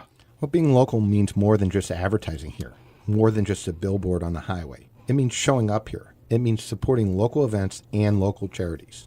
But why is local so important? It's important because we know the law, we know the judges, we know the roads, and we understand the community. The choice of a lawyer is an important decision and should not be based solely upon advertising. You can count on Cantor. Visit CantorInjuryLaw.com. A common question I receive is, how is the market right now? It just seems so volatile. Hi, I'm Christina Straight, owner of Straight Realty. If you want to buy or sell but feel overwhelmed by the whiplash of the market, then let's talk. With over 23 years as a broker, I have the exact experience you need to help you navigate this tricky market. Call me at 314-441-4444. 314-441-ALL-4s. And remember, why pay more than 2? Commissions are not regulated and are negotiable. Straight Realty is a licensed broker in the state of Missouri. Tired of your phone bill constantly going up? Stop the madness with Boost Mobile. Get unlimited talk, text, and data for just $25 a month. No contracts, no catches. And that $25 price is locked in forever. Switch to Boost Mobile today. Debbie Monterey, Megan Lynch, Tom Ackerman. Total Information AM on 104.1 FM, KMOX. 7:20 and time for traffic and weather. Let's check in with Roger Brand. He joins us from the Overhead Door Company of St. Louis Traffic Center. Well, things are still status quo on North 270, Debbie. It's still slow going. There's still at least one, I don't know if it's a police car or MoDOT on the shoulder, North 270 south of Manchester from where we had earlier crashes. So North 270 is still bogged down from about the Sappington Road overpass up through Gravois. Minor crash reported north of Gravois. But again, that slow going remains most of the way to Manchester on northbound 270. That's the biggest delay we have out there interstate-wise. Now, we still have a little bit of a backup northbound 55 north of A up through McNutt. Opens up before you get to the Joachim Creek. A little busy in that little backup in that construction zone. And then on the Illinois side, a couple of delays. Westbound 64 now is slow, approaching 25th Street, up through to the 70 split to about 3rd Street. Eastbound 64 backs up, coming through 3rd Street onto 5570. Of course, they have restrictions at Exchange. And then eastbound 5570 is still slow, east of 111 about midway into Black Lane. Looks like they cleared that crash on westbound 15 west of 3rd Street, so things are in better shape for you there. Next update is 7:30 from the Overhead Door Company of St. Louis Traffic Center. Our weather's good, Roger. We're looking at less humid conditions, a high of 88. Clear tonight, low 67. Tomorrow, sunshine mixing with clouds and a high of 87. We're warming up a little bit, but boy, it's nice out there compared to yesterday when we were in the 80s. It's 72 degrees downtown at the Arch.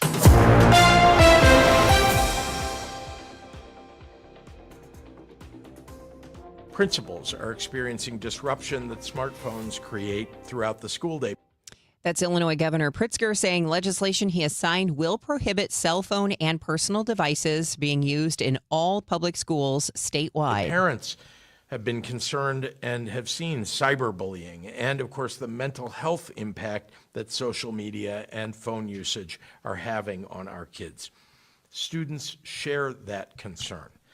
Schools in Illinois that have adopted cell phone-free classroom policies have seen improvements in academic performance and student engagement and overall well-being. Pritzker says bullying declines, grade point averages improve, AP scores increase, and students spend more time connecting with one another instead of scrolling past each other. Gambling has now been officially recognized as an addiction in Illinois. Carolina Garibay reports. Governor J.B. Pritzker signed a bill Friday that officially recognizes gambling disorder as an addiction in Illinois. This allows the Illinois Department of Human Services to offer programs and support to compulsive gamblers and affected families. Before the bill, people could only receive state-funded inpatient services if they also had a substance use disorder that required inpatient treatment. Supporters of the bill say it raises awareness for the addiction, one that impacts more than 1 million people in Illinois.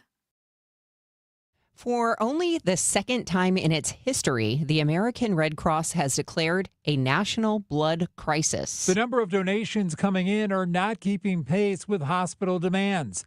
The regional communications manager for the American Red Cross, Ann Vastmans, says all blood types are needed, but the situation is especially dire for type O blood, with type O positive blood dropping below a one-day supply. Anybody can donate. So right now, if we had just 3 extra people show up at blood drives, we can help to end this crisis.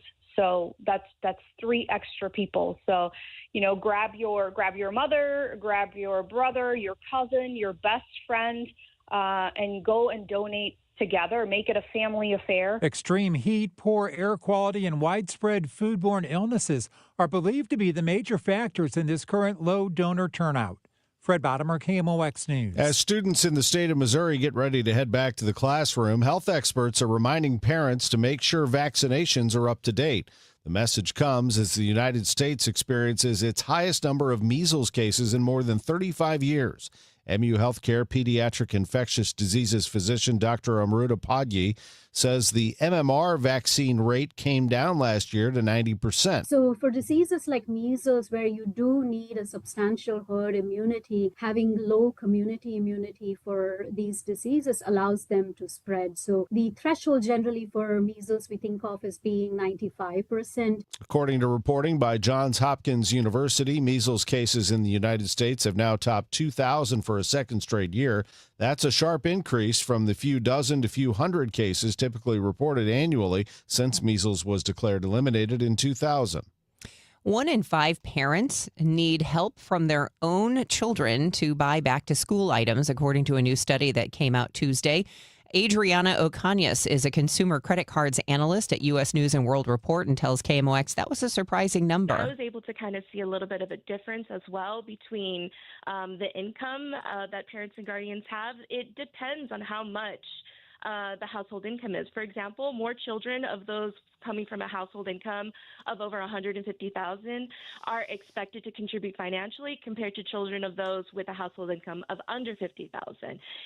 So I believe a lot of it has to do with survival mode versus, building that generational wealth.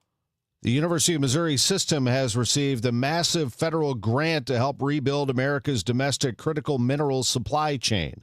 UM President Mun Choi has this national significance announcement. We want to place the United States back in the position of controlling our fair share of critical minerals so that we can rejuvenate manufacturing. The $38 million grant creates the Regional Innovation and Technology Hub. You can find out more when KMOX goes in depth this morning at 8:30 on Total Information AM.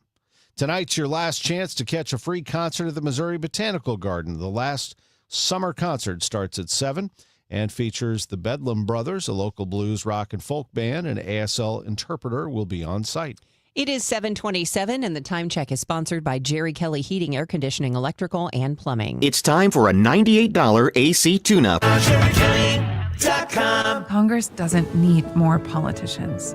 For nearly 30 years, Joan Von Dross dedicated her life to helping students learn, grow, and succeed. Now she's running for Congress to fight for lower healthcare costs, stronger public schools, and a more affordable future for Missouri families. Teachers solve problems. Politicians play politics.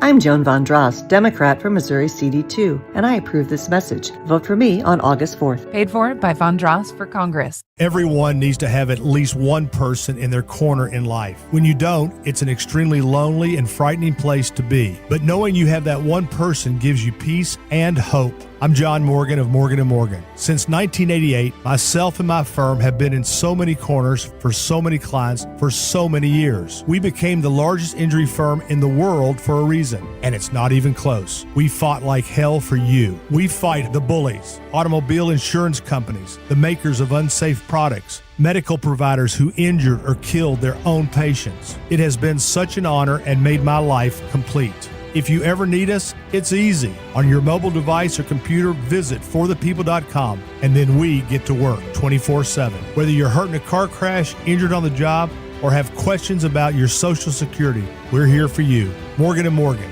for the people. The choice of a lawyer is an important decision and should not be based solely upon advertisements. Past results afford no guarantee of future results. Every case is different and must be judged on its own merits. My name is Whitney Allen, and I'm a widow. My husband, Ryan, died. We never thought we'd ever have to use life insurance, but the unexpected happened. With Ethos, signing up was fast and 100% online. You can get a quote in seconds, apply in minutes, and get same-day coverage. No medical exams, and you can get up to $3 million worth of coverage. I'm grateful we were prepared. Get your free quote at ethos.com/term. That's ethos.com/term. Paid spokesperson. Time spent on application may vary. Online health questions required. Are you tired of high cable TV rates? Sign up for Dish today and get a $500 bonus offer while supplies last. Plus, lock in your price for 2 years guaranteed. Call All American Dish, your Dish authorized retailer now. 800-296-1251. 800-296-1251. That's 800-296-1251. Offers require credit qualification, 24-month commitment, early termination fee, and e-auto pay. Restrictions apply. Call for details.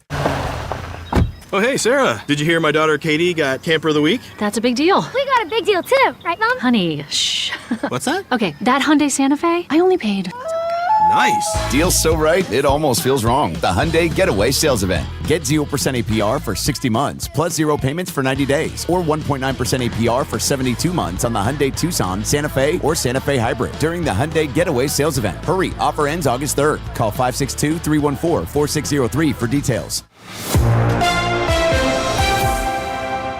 It is 7:30, and we've got sunshine and 69 degrees. That's about 12 degrees cooler than this time yesterday. I'm Debbie Monterey. And I'm Tom Ackerman. Let's see how the traffic looks. Roger Brand, Overhead Door Company of St. Louis Traffic Center. Well, Tom, we still have slow traffic on northbound Highway 270. Still about the same. It's pockets running from basically Tesson Ferry up through Gravois. It opens up a little bit before you get to 44, and then north of 44 all the way up to Manchester. Again, it's off the pace, very heavy and slow from earlier crashes that occurred in the 6 a.m. hour. If you're on eastbound 64, there's a little bit of a delay right now through 170. There's a brief slowdown there. Westbound 64, McCausland out to Hanley, starting to slow down, especially the right lanes. Eastbound Highway 70, 94 to 5th Street, you're a little busy. Not as bad in 55 now. Just a brief slowdown in McNutt. Earlier, we had a little more of a backup downtown. We've got some more volume on westbound 64. It's almost 111 over to 3rd Street and then across the Poplar and eastbound 64, 3rd Street onto 5570 backing up. Again, it's down to one lane between 64 and Exchange on eastbound 5570, and then you've got the usual delays, eastbound road work right past 111. Next update is 740 from the Overhead Door Company of St. Louis Traffic Center. All right, today, hazy sunshine and less humid. It will be 88 degrees, so it'll be warm, but with the less humidity, it should feel better. 87 tomorrow and 84 with the possibility of a couple showers and thunderstorms on Friday. It's 69 degrees with sunshine right now. It's 7:32. 14th and Market outside Stiefel Theater has been closed all morning following a deadly crash. City police say a motorcyclist is dead after the driver crashed into a Metro bus sometime around 4:30 this morning. That's according to Fox 2, and they don't believe anyone on the bus was hurt at the time. The Illinois State Police holding a statewide hiring event specifically for women today. Women interested in law enforcement can learn more about ISP careers at the Women of ISP Career Pathway event. It's going on from 10 to 1 today at Southwestern Illinois College in Belleville. The company born as St. Louis Bread Company is now moving its headquarters to Massachusetts. Panera tells employees in a memo reviewed by KMOX that it will open a new home office in Weston, Massachusetts, near Boston, next July, relocating St. Louis jobs. The move comes as the fast casual restaurant works through what it's calling its RISE transformation plan, an effort to reverse years of flat and declining sales that CEO Paul Carbone has described as death by 1,000 paper cuts. That plan has already meant the end of fresh in-store baking in favor of frozen dough, and starting next month, a 30-drink monthly cap on what used to be the Unlimited Sip Club. Now it also means the end of Panera as a St. Louis-based company. No word on what happens to the St. Louis Bread Company banner in the city and the county. Michael Calhoun, KMOX News. Mayor Kara Spencer is traveling to Mexico today to attend the Mayors of the Americas Task Force on Migration. The mayors will discuss programs for migrant inclusion. Spencer will meet with 7 other mayors from countries in the hemisphere and will be one of only 2 U.S. mayors at this meeting. The city says that trip is not funded by taxpayer dollars. Your Money Minute is next at 7:34, and the news is sponsored by Michael's Flooring Outlet, the flooring experts, michaelsflooringoutlet.com. When Donald Trump needs conservative votes to help pass his agenda for Missouri, Representative Trisha Burns never answers the call. Trisha Burns has missed 370 votes. Burns is bucking President Trump's priorities. Burns did not vote to stop DEI initiatives, prevent China from owning Missouri land, defund Planned Parenthood, and Burns did not vote to ban boys from girls' sports. Trisha Burns not showing up for Missouri and President Trump. Instead, Trisha Burns spends her time pulling pranks on the suicide prevention hotline. Yes, you heard that right. Trisha Burns lied to the police and staged a fake suicide emergency. She sent a series of messages to the hotline and said she, quote, had a gun to her head, end quote. When she got caught, she said there'd be no consequences because she's a politician. By August 4th, vote to show Trisha Burns that there are consequences to being bad at your job. Let's Go Brandon PAC paid for and is responsible for the content of this advertising. Not authorized by any candidate or candidates committee. Chris Foss, Treasurer. New Game Plus with Oxy makes your laundry smell incredible and fights stubborn smells, like the ones your dog Biscuit brought into your freshly made bed last night. But you washed that all away with Game, and now you're drifting asleep to the scent and sound of waves. Ah, no, that's the dog licking your ear. Biscuit. It just might be our greatest scent ever, now with odor-fighting power. New Game Plus with Oxy. What do parents think of back to school at Staples, where supplies start at just 25 cents?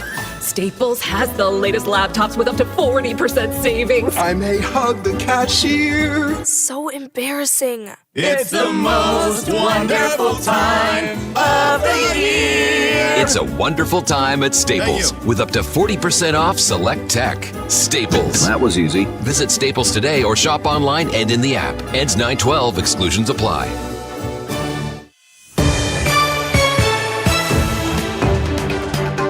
It is 7:36. Let's get you updated on your Money Minute, sponsored for you by Busey Bank. This is a Bloomberg Money Minute.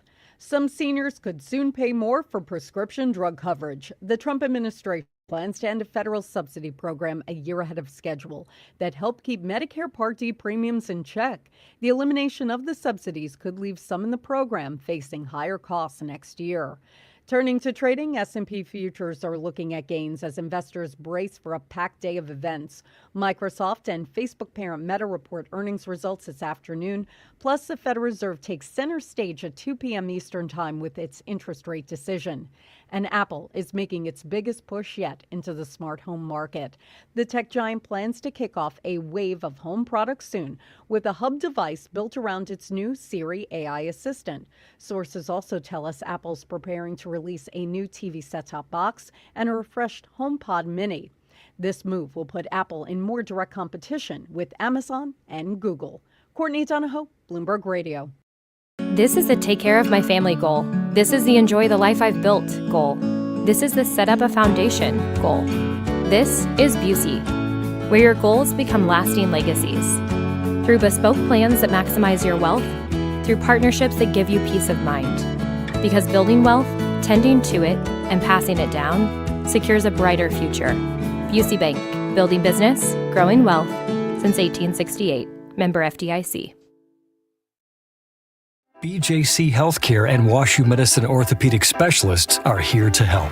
Nationally recognized leaders in orthopedics deliver care that's informed by research and personalized for you. From everyday aches to complex injuries and recovery, we're here to help you get back to doing what you love. Find an orthopedic specialist today. Visit bjc.org/orthopedics or call 314-362-9355. Bill, you're an old politician. Yup, sure am. So you know the old-timers warned that someone trying to sell you a pig in a poke was a con man. Well, sure. Well, no offense, Tom, but your Politicians Amendment 5 is a pig in a poke, helping politicians to raise our taxes without a vote of the people. And the Politicians Amendment 4 takes away our power to do anything about it. Well, let's look at what's really inside Ford 5. Oh, don't do that. 5 hits hardest seniors and those struggling financially with new taxes on services like doctor visits, in-home care, and rent. Sales taxes could more than triple.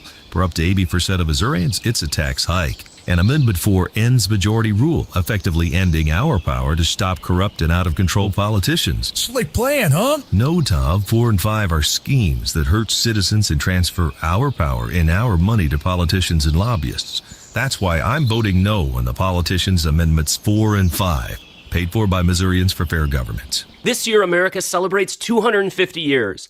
2.5 centuries of courage, sacrifice, and family stories passed down from one generation to the next. Hi, I'm Nick Mako. And I'm Adam Baselogger, founders of Legacy Box. Your family's piece of the American story is sitting in an attic or closet right now, trapped on aging VHS tapes, camcorder tapes, film reels, and fading photos. Those boxes hold moments you can never recreate. Your wedding day, your children's voices when they were little, grandparents coming back to life on screen. Over 2 million families have trusted Legacy Box. And we've just partnered with the USO to digitize fragile handwritten letters from World War II, helping preserve American history for future generations. As America turns 250, remember that your family is a part of the American story. Preserving those voices, faces, and moments is a part of your responsibility to the next generation. Don't let them disappear on your watch. Visit legacybox.com/radio for our amazing America 250 sale. That's legacybox.com/radio to save. Today, the Cards, the Cubs. Ameren Total Access 550. First pitch 6:45. Cardinals Radio. 104.1 FM KMOX. 7:40 and time for traffic and weather. It's a sunny morning, but I think you will be pleasantly surprised as you head out the door. Roger Brand starts us off here to tell us what's on the roadways from the Overhead Door Company of St. Louis Traffic Center. Looks like we have a couple of minor incidents, Debbie, if you're heading eastbound right now into work. This traffic report's a service of Financial and Tax Strategies. Eastbound 70, right before 5th Street, it looks like we have an incident. It's backed up approaching 94, but I just can't see what's blocking there. And then another one, it looks like it's at the end of the ramp from 141 getting onto southbound 141, I think, getting onto eastbound 44. Eastbound 44 is backed up briefly at 141, but southbound 141 is a solid jam back through Vance coming down to 44, I think, like I said, trying to get on to eastbound 44 at that point. Northbound 270 approaching Gravois all the way up to Manchester slow because of earlier problems. Eastbound 64 McKnight to Big Bend's heavy. Westbound 64 Science Center to Big Bend is slow. South 170 bogs down at the Parkway. On the Illinois side, westbound 64 backs up in pockets from 111 to the Poplar. Eastbound 64 3rd Street onto Highway 70, 5570 because of the restrictions past 64 and 5570 delays around 111. Next update is 750 from the Overhead Door Company of St. Louis Traffic Center. If your retirement plan is mostly what if and a little fingers crossed, you deserve better answers than that. Check out Wealth and Wisdom Saturdays at 7 a.m. here on KMOX. I'm Gary Goldberg. Call 800-966-1690. AccuWeather meteorologist Joe Lundberg. We have a nice one coming up today. Indeed, we do. Lots of sunshine, Tom. It'll be very warm this afternoon with a high of 88, but without the humidity that we've had the past few days. So in comparison, it's going to be extraordinarily comfortable. Then tonight, mainly clear. 67 our overnight, though. Sun will mix with clouds tomorrow. We stay in the upper 80s. A little bit cooler on Friday. More clouds around. Maybe a couple of showers and a thunderstorm move in, especially for the afternoon, the high 84. Saturday, we may stay in the 70s with clouds and a couple of showers or even a thunderstorm, the high 76. Sunday, clouds and some sunshine, just a chance for a thunderstorm, the high 81. Right now, it's 74 at St. Peter's, 72 in Florissant, sunshine 73 downtown at the Arch. From the Saliga Heating and Cooling Weather Desk, I'm AccuWeather meteorologist Joe Lundberg on 104.1 FM KMOX. It's now 7:42. Thank you for that news, Joe. U.S. forces across the Middle East are on high alert after a surprise attack by Iran breaking a days-long pause in fighting. That conflict seeming to escalate across the Middle East. ABC News senior political correspondent Rachel Scott has more. Saudi Arabia under fire from Iranian-backed groups in the region, shooting down drones in the eastern part of the country. Overnight, the U.S. and Saudi Arabia retaliating, striking Iran-backed proxy groups in Iraq. The first time Saudi Arabia has carried out strikes in that country since the start of the war. And in the Red Sea, the Iranian-backed Houthi rebels in Yemen claim to have struck a Saudi oil tanker, threatening another critical waterway in the Middle East. Ukrainian President Volodymyr Zelensky and Israeli Prime Minister Benjamin Netanyahu met separately with President Donald Trump on Tuesday. Zelensky said that he and Trump had a good meeting and that the two discussed licenses for Patriot interceptor missiles. ABC's Patrick Revell. Zelensky said that they again talked about giving a license to Ukraine to produce Patriot air defense missiles, which Ukraine desperately wants. And also they talked about trying to push diplomacy forward, hoping that maybe as the war has started to tilt more in Ukraine's favor, perhaps there is now more of a chance for diplomacy. But clearly what we've seen in recent months, and since that meeting in the Oval Office early on, is this big shift in how President Trump seems to view Zelensky. He seems now to see him much more positively. By a vote of 51 to 47 along party lines, the Senate confirmed Jay Clayton last night to serve as the next director of national intelligence. Jay Clayton enters the role of the country's top spy chief with limited experience in national security matters, having spent the majority of his career as a white-collar lawyer. During Trump's first term, he ran the Securities and Exchange Commission, and he most recently served as the U.S. Attorney in Manhattan, bringing high-profile cases against former Venezuelan President Nicolas Maduro, as well as a special forces soldier accused of insider trading on Polymarket. Clayton will replace acting DNI Bill Pulte, a fierce ally of the president who's terminated nearly 30% of his office in the 5 weeks he's held the job.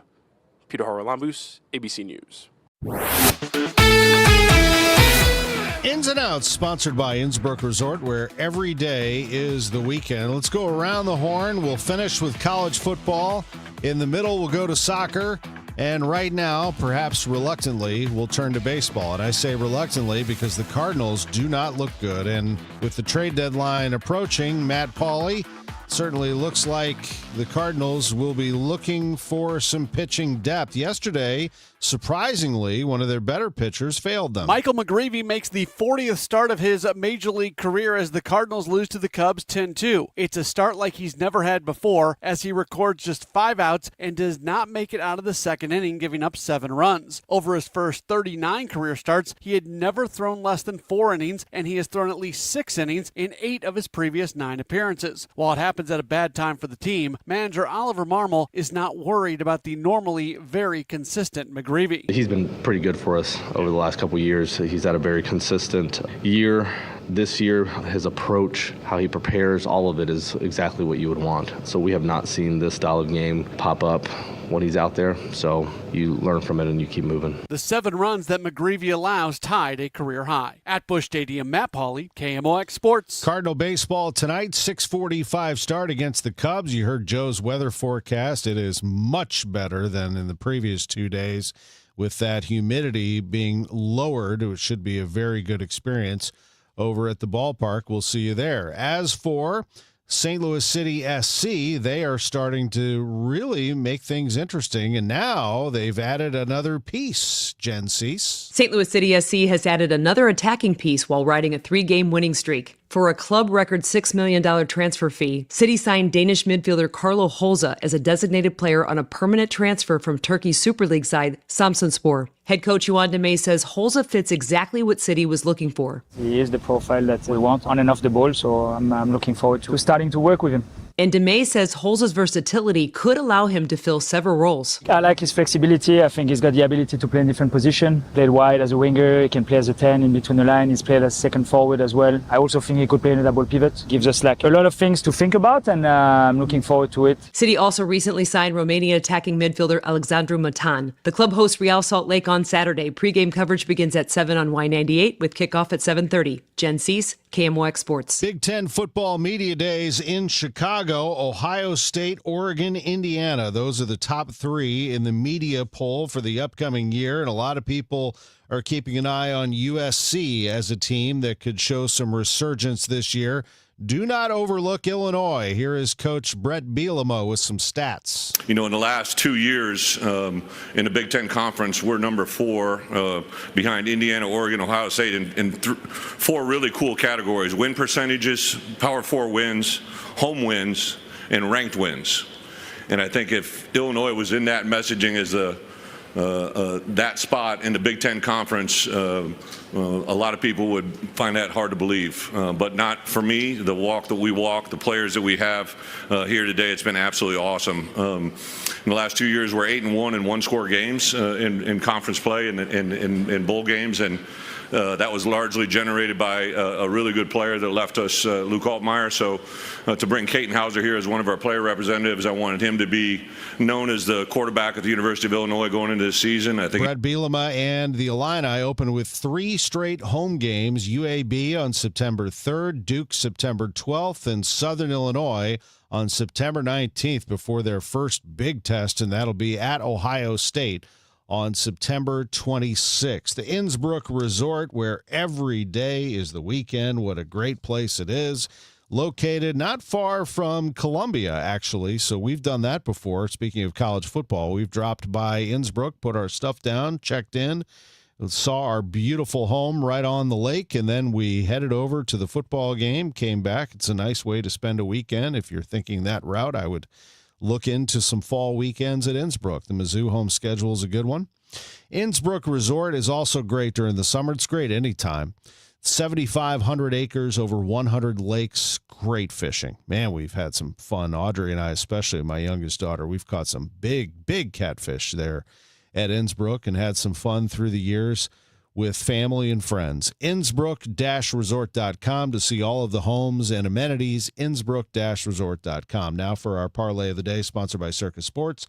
Sports betting the way it should be. The favorites to win college football's national championship are Notre Dame and Ohio State, both at plus 700, and Texas now at plus 700. So it's a 3-way tie for the favorite to win the championship. Miami, the runner-up last year, at plus 800. Oregon is plus 800. Georgia is plus 950. I've named 6 schools before I named the defending national champions, Indiana.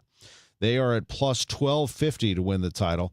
I would say if you're looking for some value and you want to take a little run at one of the teams, I think an interesting team to me is Texas A&M at plus 2,500. They have a very good quarterback in Marcel Reed, and they have an elite defense. Just something to keep an eye on, Texas A&M.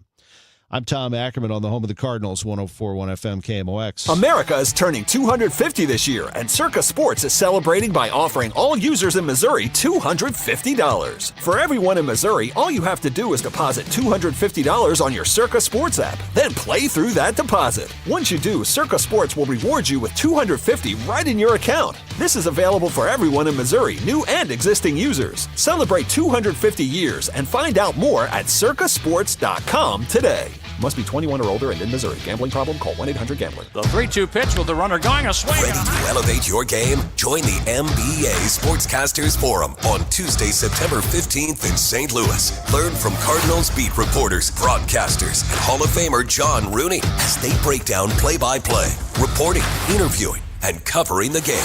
Then cap off the day with the Cardinals versus Giants at Busch Stadium. Step into the booth. Sharpen your skills. Go to KMOX.com/events for details and registration. Broadcasting from the Scott Credit Union Studio, 104.1 FM KMOX. Your morning news and information. Total Information AM. 7:52. Here's Roger Brand in the Overhead Door Company of St. Louis Traffic Center.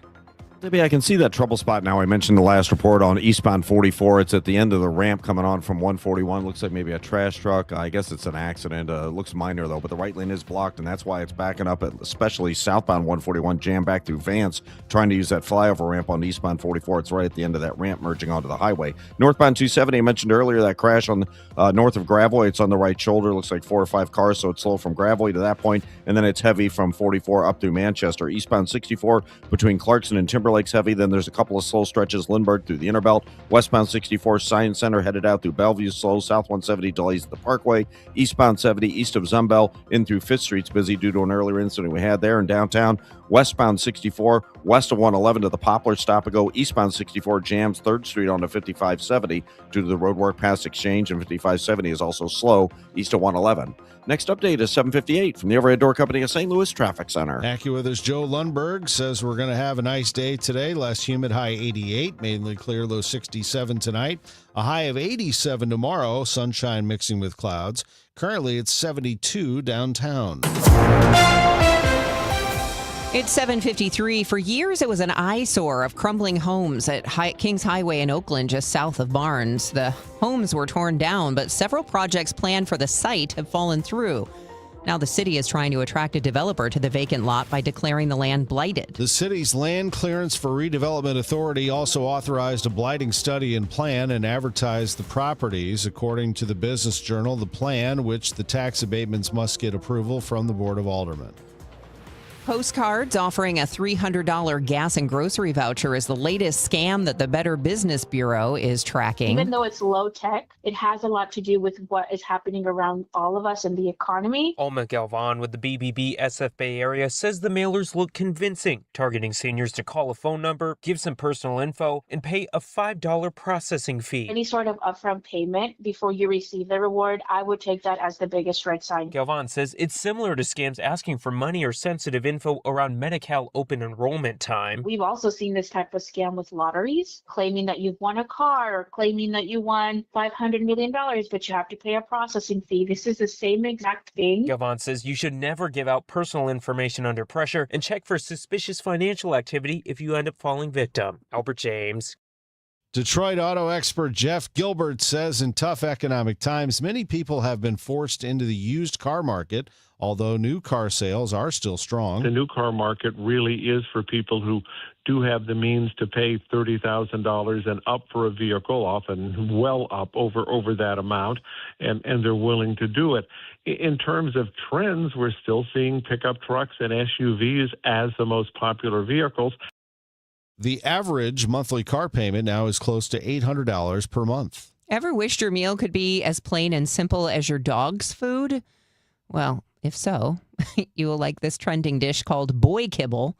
It's a mix of protein and carbs in a bowl, usually ground beef and rice. Registered dietitian Michelle Wilson says it is a relatively healthy meal, but is missing the fats and fibers we need. In general, I like to have at least the size of a fist or at least the size of a baseball for your visual portion for something like carbs or something like your fruits or your vegetables. For protein, Wilson recommends servings the size of your palm, and for fats, the size of a ping pong ball. A little ground beef and rice sounds pretty good. I don't know about Boy Kibble. Yeah. It's 7:56. Can you believe politicians nearly doubled state spending since 2019? Yeah, that's twice the rate of inflation. What do we get for all that extra spending? Nothing. Yeah, and get this, over 200 loopholes are buried in our tax code, written by lobbyists for wealthy corporations. Our tax code is rigged against us. We get taxed on our paycheck, our home, everything we buy. I guess somebody's got to pay for all that spending. That's why we need Amendment 5. It puts politicians on a leash. Forces them to cut taxes and control spending, whether they like it or not. Amendment 5 closes the loopholes, eliminates income taxes, cuts property taxes, and gives $3,000 a year to average working families. We decide, not the politicians. Amendment 5 is the biggest tax cut in Missouri history. I'm voting yes on Amendment 5. Paid for by Missouri Promise PAC. Mark Ellinger, Treasurer. At Uline, they know going the extra mile takes hard work. For companies pushing to go further, Uline will go the distance with you. 24/7, they answer the phone to get you the shipping and industrial supplies you need. Business can move fast. Unexpected large orders, adverse weather, new safety guidelines, and changing economic trends. Uline works hard keeping 41,000 items ready to ship, minimizing detours on your way to the extra mile. Visit uline.com. You know that Big Bargain detergent jug is 80% water, right? It doesn't clean as well. 80% water? I thought I was getting a better deal because it's so big. If you want a better clean, Tide Pods are only 12% water. The rest is pure, concentrated cleaning ingredients. Oh, let me make an announcement. Attention shoppers, if you want a real deal, try Tide Pods. Stop paying for watered-down detergents. Pay for clean. If it's gotta be clean, it's gotta be Tide Pods. Water content based on the leading bargain liquid detergent. I'm Bill Eigel. I'm a no on data centers. Last year, when a new hyperscale data center was up for a vote in St. Charles City, I'm the only candidate for county executive who stood with you in opposition. Meanwhile, Steve Ellman was writing op-eds in support of data centers. In fact, he spent $400,000 of your taxpayer money to identify 6 locations just for data centers in St. Charles County. I'm Bill Eigel, and if you don't want data centers in our county, then I'm asking for your vote on August 4th. Paid for by Eigel for Missouri. Lisa Borchers, Treasurer. 7:58, here is Roger Brand in the Overhead Door Company of St. Louis Traffic Center. Well, we've got slow going, Debbie, on eastbound Highway 70, just briefly past 64 toward Highway A, and then approaching 94 to 5th Street, where we had an earlier incident. If you're on eastbound 64 itself, there's slow stuff primarily McKnight in through Hanley, westbound 64 Hampton to Big Bend. It's a little slow around Lindbergh out through Spady. North 270 approaching Gravway midway up to 44. There's that crash on the right shoulder. Once you get past that, it opens up until you get north of 44, and then it's slow up the hill to Manchester. Eastbound 44, heavy traffic backing up briefly, just coming through 141 just east of there. The right lane's blocked by an incident, and it's backing southbound 141 up at Vance. And on the Illinois side, westbound 64, 37th Street to the Poplars backed up. Eastbound 64, 3rd Street on a 5570 delays, and 5570 approaching 111 midway to 255 is also slow. Next update at 8:10 from the Overhead Door Company of St. Louis Traffic Center. Oh, nice day, 72 degrees with some sun in downtown St. Louis. I'm Tom Ackerman, and here's what Megan Lynch has coming up on Total Information AM. Scouts are heading into the wilderness, but in today's world, it's AI and cybersecurity. How do you earn a merit badge for those? Megan will find out after the news. The University of Missouri is part of a massive federal grant that will put it on the map of America's minerals supply chain. Can a defendant take back his plea after he's already in prison? KMOX legal analyst Brad Young will have the latest on a case involving the murders of 4 university students. This is AccuWeather meteorologist Joe Lundberg. Hazy, sunshine, and very warm today with lowering humidity, high 88. Celebrating 100 years of informing and entertaining. KMOX AM St. Louis, KMOX FM Hazelwood, the voice of St. Louis. ABC News, I'm Sherry Preston. On Capitol Hill this morning, Dr. Anthony Fauci facing a Senate hearing over the COVID pandemic, how it started and how the response was handled. The committee chaired by Senator Rand Paul, a longtime critic of Dr. Fauci, who has accused him of lying to Congress. Fauci has been preemptively pardoned by former President Joe Biden. In the Middle East, new attacks after a pause in fighting that lasted for a few days. U.S. Central Command says Iran fired multiple ballistic missiles, but says all Iranian missiles were successfully intercepted. Axios reports the target was a U.S. base in Jordan. The question now, how will the U.S. respond? In a separate escalation, U.S. and Saudi jets targeted sites in eastern Iraq, linked to Iranian-backed groups believed responsible for attacking Saudi oil facilities. ABC's Sophie Flay. Hundreds of thousands of people forced to evacuate from their homes in Japan amid aftershocks from the earthquake that killed at least 13 people. This is ABC News. Big-time backlash against a plan to sell stake in the commercial rights to the FIFA World Cup and other tournaments run by the body. FIFA's president, Gianni Infantino, surprising European football's body by now a plan which would be funded by Jared Kushner's brother. The UEFA says flatly that FIFA is not for sale. New neighbors can always be a source of stress, but especially when they've got 4 legs. Neighbors in West Hollywood frustrated over a pack of coyotes now calling an unfinished condo site home. Resident Patty Fallon says after squatters were forced out, coyotes moved in. They've been here for about 3-4 months. They hang out on a balcony. I'm a little jealous. They have a balcony. They have rent control, and they howl every night from 10 to 11. Other neighbors say they're also concerned about the safety of pets and children. The city says it's aware of the coyotes and its policy is to prioritize a non-lethal management technique. Michelle Franzen, ABC News. I'm Sherry Preston, ABC News. At 8:02, we have sunny skies, 71 degrees downtown at the Arch. Today is Wednesday, July 29th. I'm Megan Lynch. St. Louis losing another corporate headquarters. Panera Bread, which Ken Rosenthal founded as a St. Louis bread Location in Kirkwood in 1987, confirms to KMOX it is moving its headquarters to the Boston area in July 2027. Many St. Louis area support jobs will relocate from the current headquarters in Fenton, though a smaller local office will remain. Questions include whether city and county restaurants will still carry the Breadco banner. The relocation caps a turbulent stretch for the company, which has traded fresh baked bread for frozen dough, capped its famously unlimited sip club, and watched its sales fall from first to third in fast casual, all while promising a turnaround it's calling Panera Rise. And now the latest step in that turnaround, a headquarters move out of its founding city to a place with higher costs of doing business and higher taxes, but where its CEO has spent most of his life. Michael Calhoun, KMOX News. 14th and Market outside the Stiefel Theater is closed this morning following a deadly crash. City police say a motorcyclist is dead after the driver crashed into a Metro bus. It happened sometime around 4:30 a.m., according to our news partners at Fox 2. Police say they don't believe anyone on the bus was injured.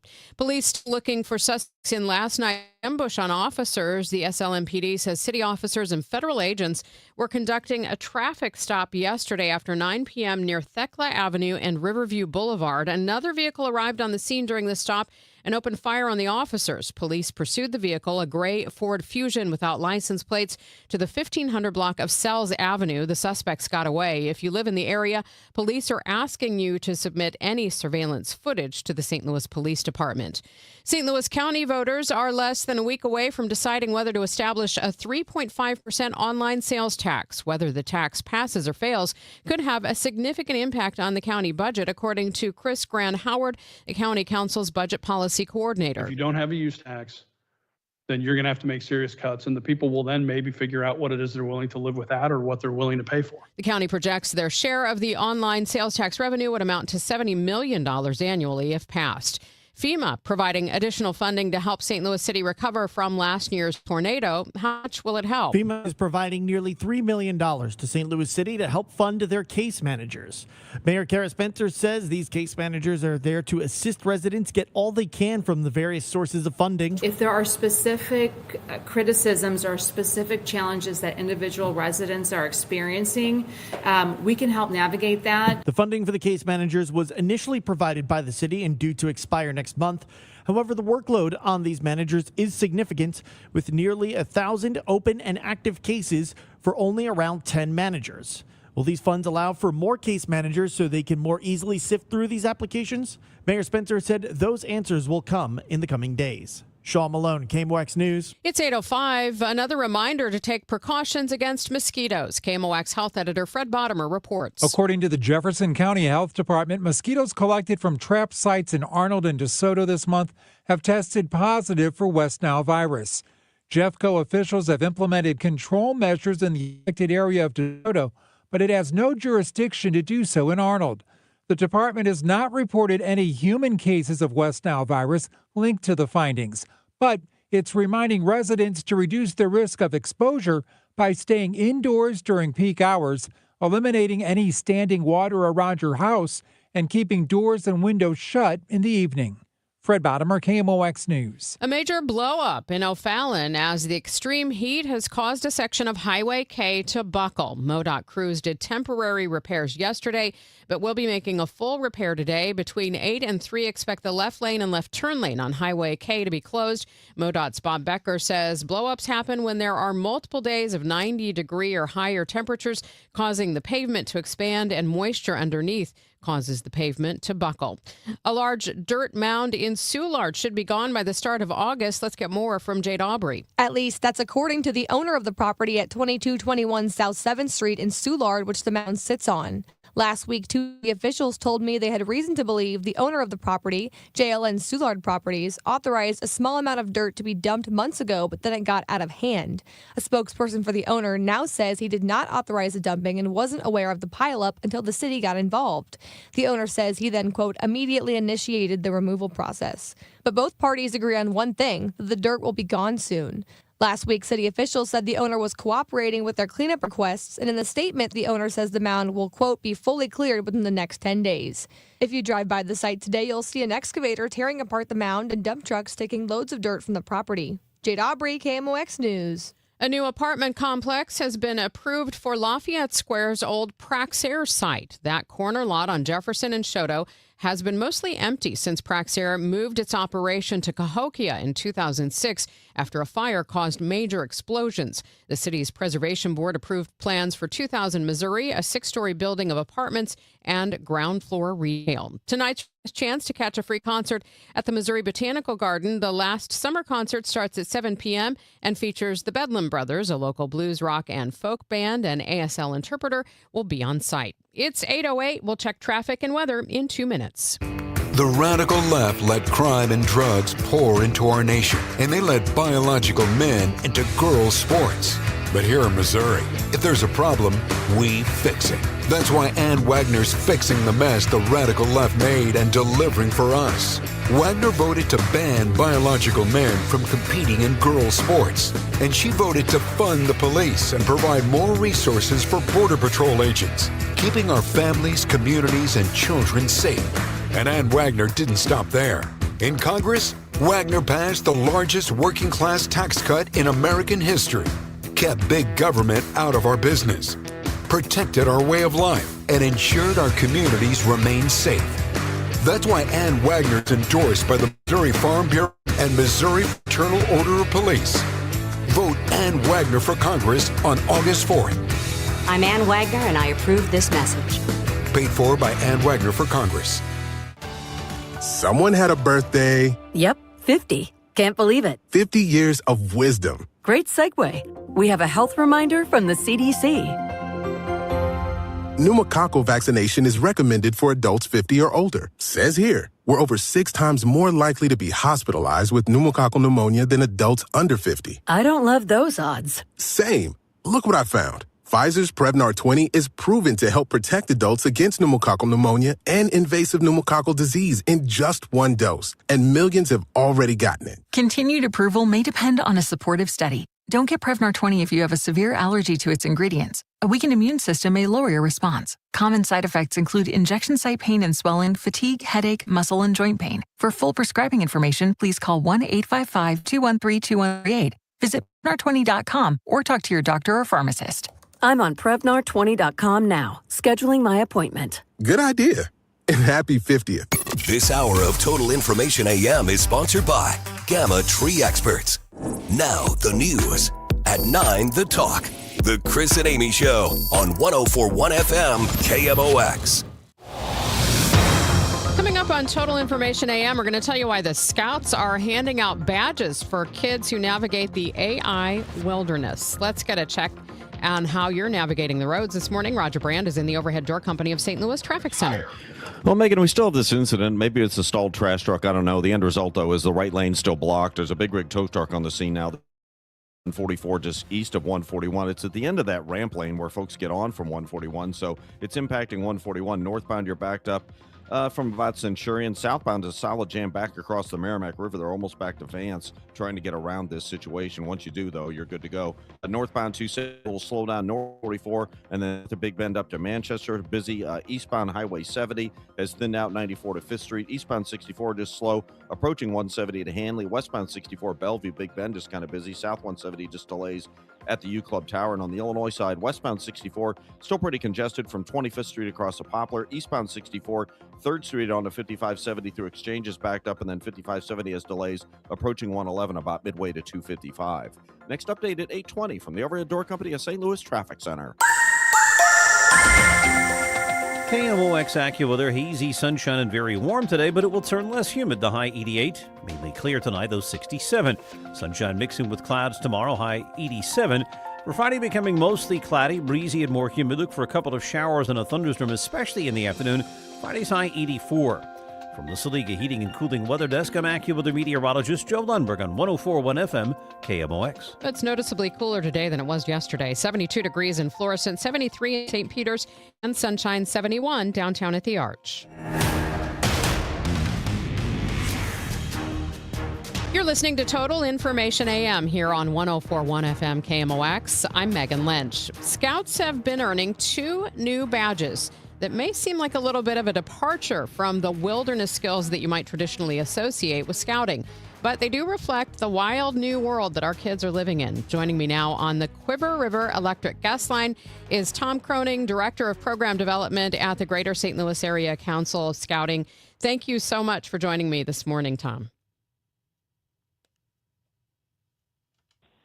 There, I think we've got you now. Good morning, Tom. Oh, hey, good morning. How are you? Doing well. Thanks for joining us. I guess last year, Scouting America added these new AI and cybersecurity badges. Why?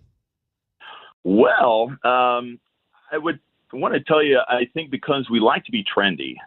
We like to stay ahead of the curve.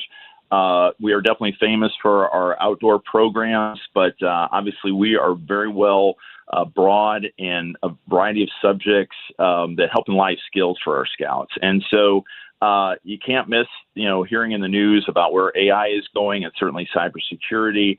And so, again, when we have these young people, and primarily at the merit badge level for those youth, boys and girls, 11 to 17 years of age, we really want to broaden their horizons and a variety of different things and interests they may have, and also things they may not, and that, again, are certainly relevant to learn about. So that's where we're through our national organization. Through their help, we got these new badges. We're totally stoked about having them. Locally with our Greater St. Louis Area Scouting Council, we've been doing STEM programs for over 15 years. So to add this in the mix couldn't be a better time for us to just expand some new things and create some new partnerships. It's interesting because, we think of scouting, we think you get that real hands-on of tying knots, learning how to start fires, learning how to cook in the woods.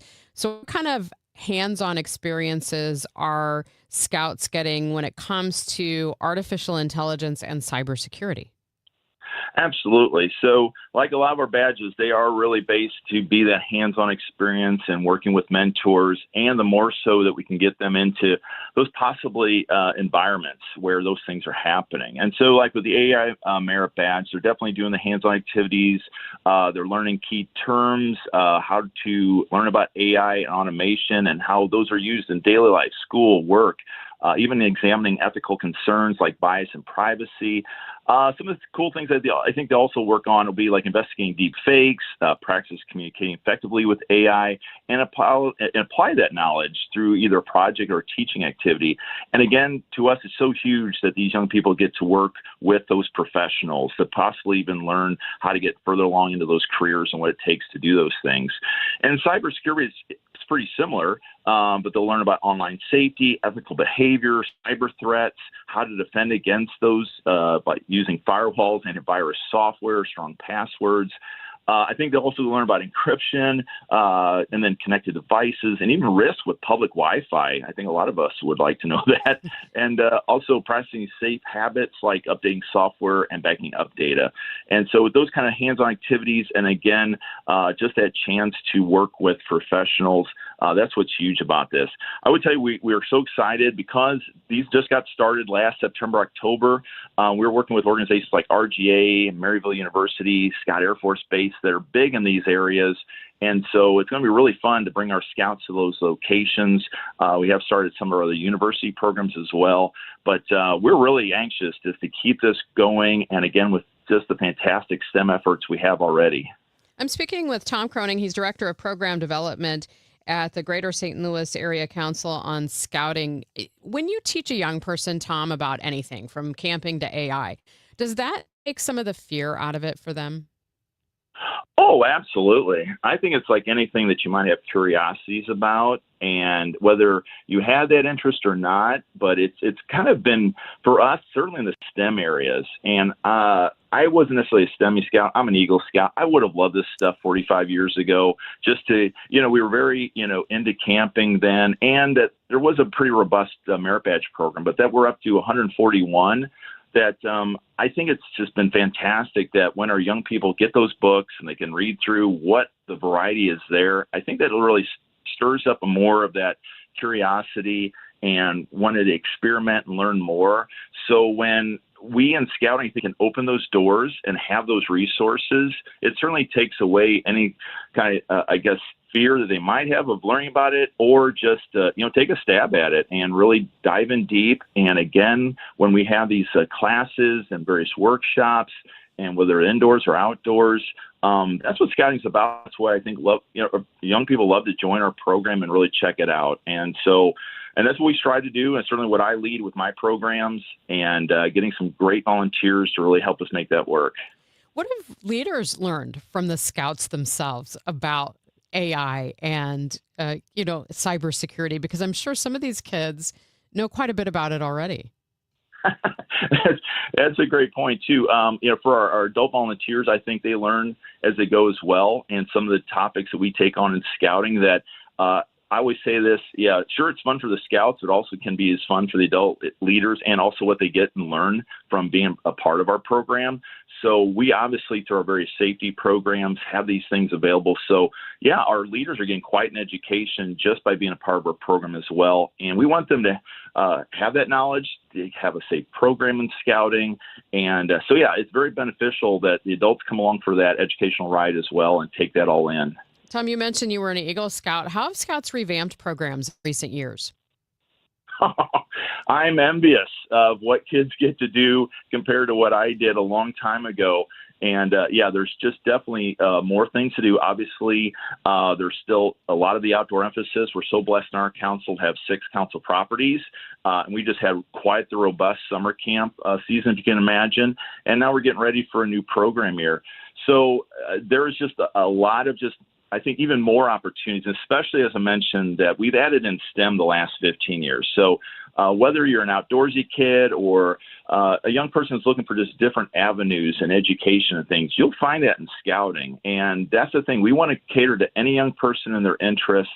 So that's what I really love where scouting is going in this day and age, to really work on that. And like you brought up, why are we doing these new merit badges? Because we want to be relevant. We want to be trendy. We want to be as best we can ahead of the curve on education, support what's going on through K through 12 education or school districts, and keep that going for our young people. So I think it's what folks expect. But if you're looking for a little bit of high adventure, jumping through the trees or rock climbing or scuba diving and those kind of things, we still got that fun stuff too. But also just when it comes to career investigation, that is there as well. So I just love how broad it is. And if you're looking for, some fun adventures, check out scouting, because we're going to have it there for you. Tom, thank you so much. Appreciate your time. Megan, thank you. Take care. That is Tom Croning joining us from Scouting this morning on KMOX. Well, your biggest challenge today may just be getting through traffic. Let's see if we can help you with that. Roger Brand joins us now from the Overhead Door Company of St. Louis Traffic Center.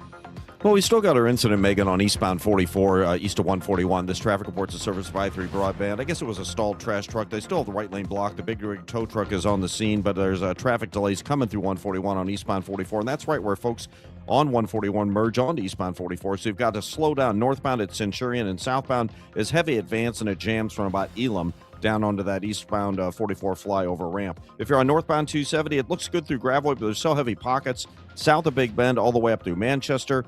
Eastbound 64, a little slow at Clarkson. It's heavy from McKnight to Big Bend. Westbound 64, McCausland out through Hanley's kind of busy. South 170, south of Brentwood, the slow part coming down to 64. And then on the Illinois side, we have delays westbound 64 in pockets from Baugh Avenue across the Poplar. Eastbound 64, 3rd Street onto 5570 through Exchanges, a little heavy, and then 5570 east of 203 past 111. You've got some pretty slow traffic. Summer celebrations are here, and i3 Broadband keeps you connected. Head over to i3broadband.com/radio today or call 1-866-806-5485 to upgrade today. Because life runs better on fiber, and i3 Broadband is here for you. Next update at 8:30 from the Overhead Door Company of St. Louis Traffic Center. It's going to be warm today, but less humid and a lot of hazy sunshine, a high of 88 degrees. Clear tonight with a low of 67, and sunshine mixing with clouds tomorrow, a high of 87. We have sunny skies, 71 degrees now downtown at the Arch. Breaking news. Missouri will vote on Amendment 4 this August. Right now, a ballot measure passes in Missouri if it gets a majority of votes statewide. Amendment 4 would permanently end that. If Amendment 4 passes, it would rewrite the Missouri Constitution. So instead of using the total statewide vote to decide if something is approved, a measure would need to win a majority of votes separately in each of Missouri's 8 congressional districts in order to pass. So one district could veto the will of most Missourians. That means with Amendment 4, just 5% of voters could overrule what the majority of Missouri citizens want. Opponents of Amendment 4 say it undermines the sacred principle of one person, one vote, and takes away the people's power, giving it to politicians and special interests instead. Protect Majority Rule. Vote no on Amendment 4. Paid for by Protect Majority Rule Missouri. Mike Pridmore, Treasurer. This year, America celebrates 250 years. 2.5 centuries of courage, sacrifice, and family stories passed down from one generation to the next. Hi, I'm Nick Mako. And I'm Adam Baselogger, founders of Legacy Box. Your family's piece of the American story is sitting in an attic or closet right now, trapped on aging VHS tapes, camcorder tapes, film reels, and fading photos. Those boxes hold moments you can never recreate. Your wedding day, your children's voices when they were little, grandparents coming back to life on screen. Over 2 million families have trusted Legacy Box. And we've just partnered with the USO to digitize fragile handwritten letters from World War II, helping preserve American history for future generations. As America turns 250, remember that your family is a part of the American story. Preserving those voices, faces, and moments is a part of your responsibility to the next generation. Don't let them disappear on your watch. Visit legacybox.com/radio for our amazing America 250 sale. That's legacybox.com/radio to save. Hair Volume from New Nordic will make your hair look thick and healthy. Available as a tablet or delicious gummy. Hair Volume is available online at Amazon and newnordicusa.com or in the hair care aisle at your local CVS. 8:23 in the news this morning. Dr. Anthony Fauci has invoked the Fifth Amendment this morning and declined to answer questions from senators in a Republican-led committee hearing about his handling of the COVID-19 pandemic. We'll continue to follow this and listen for the latest updates from ABC News. As you heard on Total Information AM, the American Red Cross has declared a national blood crisis. I learned more from Ann Vassmans, Regional Communications Manager for the American Red Cross. Yeah, we've done this now for only the second time in our history, declaring a national blood crisis, and so we don't take that lightly. What's happening is that the number of donations that are coming in are just not keeping up with the need for blood that we are seeing in the hospitals. Are there any unique challenges this year compared to last that's leading to this? Yeah, we see a drop in donations around this time every year because, it's summertime, people are traveling, they're enjoying their outdoor activities. But this year, there's some additional challenges because we've had extreme heat, right? Over the weekend, it was so hot, and people are being urged to stay inside. We have wildfires in Colorado and Canada that are, affecting the air quality. And then we also have just a lot of people that are sick and, that prevents them from coming out and donating. So those three things combined with, the normal drop in donations that we're seeing is leading us to have this crisis. What happens when donations don't keep pace with hospital demand? And I ask that as to, what decisions have to be made based on that? Yeah, so when there's no blood available for hospitals, that has kind of a domino effect where doctors are going to have to make those decisions on, putting elective surgeries on hold or putting treatments on hold until they can make sure that they have enough blood on the shelves to help those patients in need. Any types that are especially low or that you would like to see donors for? Yeah, we obviously always meet type O. It's our universal donor. It is what is used in trauma when there's no time to type the patient to see what specific blood type they need. And so type O is definitely needed, as well as A and B negative, and platelets. We do also really, really need platelets. Who can donate and where can people go to find information on that? Yeah, anybody can donate. So right now, if we had just 3 extra people show up at blood drives, we can help to end this crisis. So that's 3 extra people. So, grab your mother, grab your brother, your cousin, your best friend, and go and donate together. Make it a family affair. You can find where to donate on redcrossblood.org, or you can use our blood donor app. You put in your zip code, and it'll pull up all the blood drives that we have closest to you, so you can pick whichever one's convenient for you. How old do you have to be to donate? Here in the state of Missouri, you have to be 17 years or older. Again, that is Ann Vassmans with the Red Cross, redcrossblood.org. Still ahead on Total Information AM, the University of Missouri system gets a massive grant to help rebuild America's domestic critical mineral supply chain. We'll tell you more about that coming up next. It's now 8:27. This time check sponsored by Jerry Kelly Heating, Air Conditioning, Electrical, and Plumbing. It's time for a $98 AC tune-up. Liberty Mutual customizes your car and home insurance. And now we're customizing this ad for your morning commute to wake you up, which could help your driving. Science says that stimulating the brain increases alertness. So here's a pop quiz. How many months have 28 days? What gets wetter as it dries? What has keys but can't open locks? If you don't want to hear the answers, turn off this Liberty Mutual ad now. 12 months, a towel, piano. Enjoy being fully alert. Liberty, liberty, liberty, liberty. For the last 33 years, you've discovered that at Banner Construction, we pride ourselves on quality craftsmanship. We believe the single most important decision homeowners must make when considering an exterior restoration project is, who do you hire? At Banner, we provide well-engineered, meaningful, long-term solutions to transform your home into the pride of the neighborhood. Let us help you fall in love with your home all over again. Call 314-569-1050 or visit bannerconstruction.com and have a banner day. Hey, it's Brew, and I feel like everything in my life depends on being connected. Whether I'm uploading a video, hopping on a call before my show, or video chatting with my family back in Michigan, I never have to think about my Wi-Fi. And that's why Xfinity stands out. You get the most reliable, fiber-powered Wi-Fi with the best equipment at one price for 5 years guaranteed. No contracts or commitments. Plus, you can get online in minutes with same-day Wi-Fi. Restrictions apply. Not available in all areas. Use of fiber or coaxial cable. Learn more at xfinity.com/same-day Wi-Fi. Xfinity. Imagine that. You're still glowing, flirting, grooving. You've still got it. But your immune system weakens as you age, making it harder to fight illnesses like pneumococcal pneumonia and RSV. Vaccines are a key part of any health routine and can help protect you from getting really sick. Ask your doctor or pharmacist which vaccines you need. See more at PfizerForAll.com. Sponsored by Pfizer.